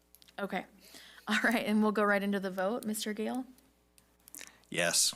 Mr. Farrar? Yes. Mr. Crow? Yes. Mr. Marzano? Aye. And I'm also an aye. Oh, yeah, there's. Oh, there's more. Ms. Horn? And Ms. Hedegaard, you too? Okay, Mr. Critchfield? And I'm also a yes. And Ms. Hedegaard? You don't vote? No, she is not. It's just, I always it's get just messed up. myself and Mrs. Horn. Got it, Are the okay. additional 2 SELPA board members, so we I have will a remember, 7-member. so it's 7-0. Yeah. Okay, got it. All right, perfect. So we will move on to the board clerk. Are there any nominations for the clerk for 2025? Nominate, almost like a ditto, that we keep Mr. James Marzano as our board clerk for this organization as well. I'll second. Okay, so we'll move right into the vote. Mr. Gill? Yes. Mr. Farrar? Yes. Mr. Crow? Yes. Mr. Marzano? Aye. Mr. Critchfield? Yes. Ms. Horn? And I'm also an aye. So that passes 7-0. Okay, so then do you have to be the secretary as well, or? for this one? There is not, I think that's Or is that Sadie. Sadie? Okay, all right. And I think that's it then for the organizational meeting. Okay, and then we will go on to the authorization of signatures. Right, do we need that for this or no? I don't think there's a voted secretary. Director, Yeah. that's Okay. your responsibility. Yeah. Okay. So there's no There's we're no good. So yeah, signatures? we can move to Okay. signatures. So we can move to Yeah, signatures? move to signatures for sure. Okay, so item number 2 is the authorization of signatures. Let's see, I lost my thing again. Okay. The board president, board clerk, and the board secretary may sign documents on behalf of the district as directed by the board. Is there a motion and a second to authorize signatures for the board clerk, president, clerk, and secretary for 2025 calendar year? I'll move to approve authorization of signatures, president, clerk, and secretary. Okay, all right. And the vote, Mr. Gale? Yes. Mr. Farrar? Yes. Mr. Crow? Yes. Mr. Marzano? Aye. Mr. Critchfield? Yes. And Ms. Horn? Yes. And I'm also an aye. Okay. And then it looks like we will move into the to establish the dates for the regular board meetings for the Amador County SELPA for the 2025 calendar year. Just going off of the same, well, it's a different calendar for SELPA. It is. It's that same Same, but attachment, but same not the frequency like we see Okay. the district and county meetings. And you'll notice all but one of the SELPA meetings, we have the SELPA go first at 5 PM. But because of the annual organization, it seems best to start with the district meeting and voting on president and clerk. So you'll notice for 2025, the SELPA goes last only once, and that is that December meeting, and all the other meetings it goes first. Okay. So. Perfect. So, do we have a motion and a second to confirm the regular meeting dates for the 2025 calendar year? One minor thought. Sure. I promise to get here as soon as humanly possible without breaking the traffic laws as egregiously as I could. But sometimes it's difficult to make it here right by 5 p.m. Okay. Okay. Noted. Okay. Thank you. Okay. Can we get a motion for the calendar? I move to approve agenda item 3, which is to establish dates of regular board meetings for the ACUS, Second. for the SELPA for the 2025 calendar year. Second. Second? Okay, perfect. And we'll go on for the vote. Mr. Gill? Yes. Mr. Farrar? Yes. Mr. Crow? Yes. Mr. Marzano? Aye. Mr. Critchfield? Yes. And Ms. Horn? Yes. I'm also an aye. Okay, so that is that. Do we have any additions, deletions, or corrections to the agenda? We do not. Okay. We already did the pledge, so we're gonna go ahead and move on. Are there any public comments on non-agenda items? I don't see any comment cards, so we'll move on to the consent agenda. And then, so can I get a motion to approve the consent agenda if nobody has any questions or comments? Motion to approve item 8-1, the consent agenda for the SELPA. Okay, Second. all right, and then we'll go into the vote. Mr. Gill? Yes. Mr. Farrar? Yes. Mr. Crow? Yes. Mr. Marzano? Aye. Mr. Critchfield? Yes. And Ms. Horn? Yes. I'm also an aye. Okay. And then we will go ahead and move into number 9, communications. We have one, the CalPADS annual back-to-school letter. Thank you very much. Good evening. Yes, this is just an informational item to highlight. It's a communication from the Department of Education that highlights a lot of the SELPA's responsibilities is about submitting our data annually through CalPADS. So on page 2, you will see then we have 3 main submissions and the dates, deadlines that coordinate with them. I do just want to celebrate with you that for Fall 1, as of this morning, we are SELPA certified for that Fall 1 submission, which seems small, but is such a great achievement. So anyways, this is just for your information and will provide context in regards to sharing for future agenda items and discussion. Okay. I'm happy to answer any questions. Okay, does anybody have any questions about this item? No? Okay, and we don't need to vote on this, just, okay. Nope. All right, and then it doesn't look like anybody from our Community Advisory Committee is here to give a chair report. So we can move on into information, item 11, information only. We have number 1, the SELPA local plan. Perfect, thank you. Attached to this agenda item is just the acceptance letter of submission of our 24-25 local plan that we collaboratively worked on from the Department of Education. So this is just for your information. I'm happy to answer any questions, but want to celebrate with you that our local plan has been accepted by the department. Okay, great, thank you. And then we can move on to 11.2, the staffing update. So we have started a practice with each SELPA meeting to include the grid, which has had a number of iterations. But in order to include a grid that highlights the number of vacancies, but then also in a visual communicate where we have contracting or not been able to contract. So on the attachment, you will see that we have one speech and language pathologist position that currently we have not been able to successfully contract for, but otherwise then the vacancies that are displayed here replicate where we have vacancies in the system.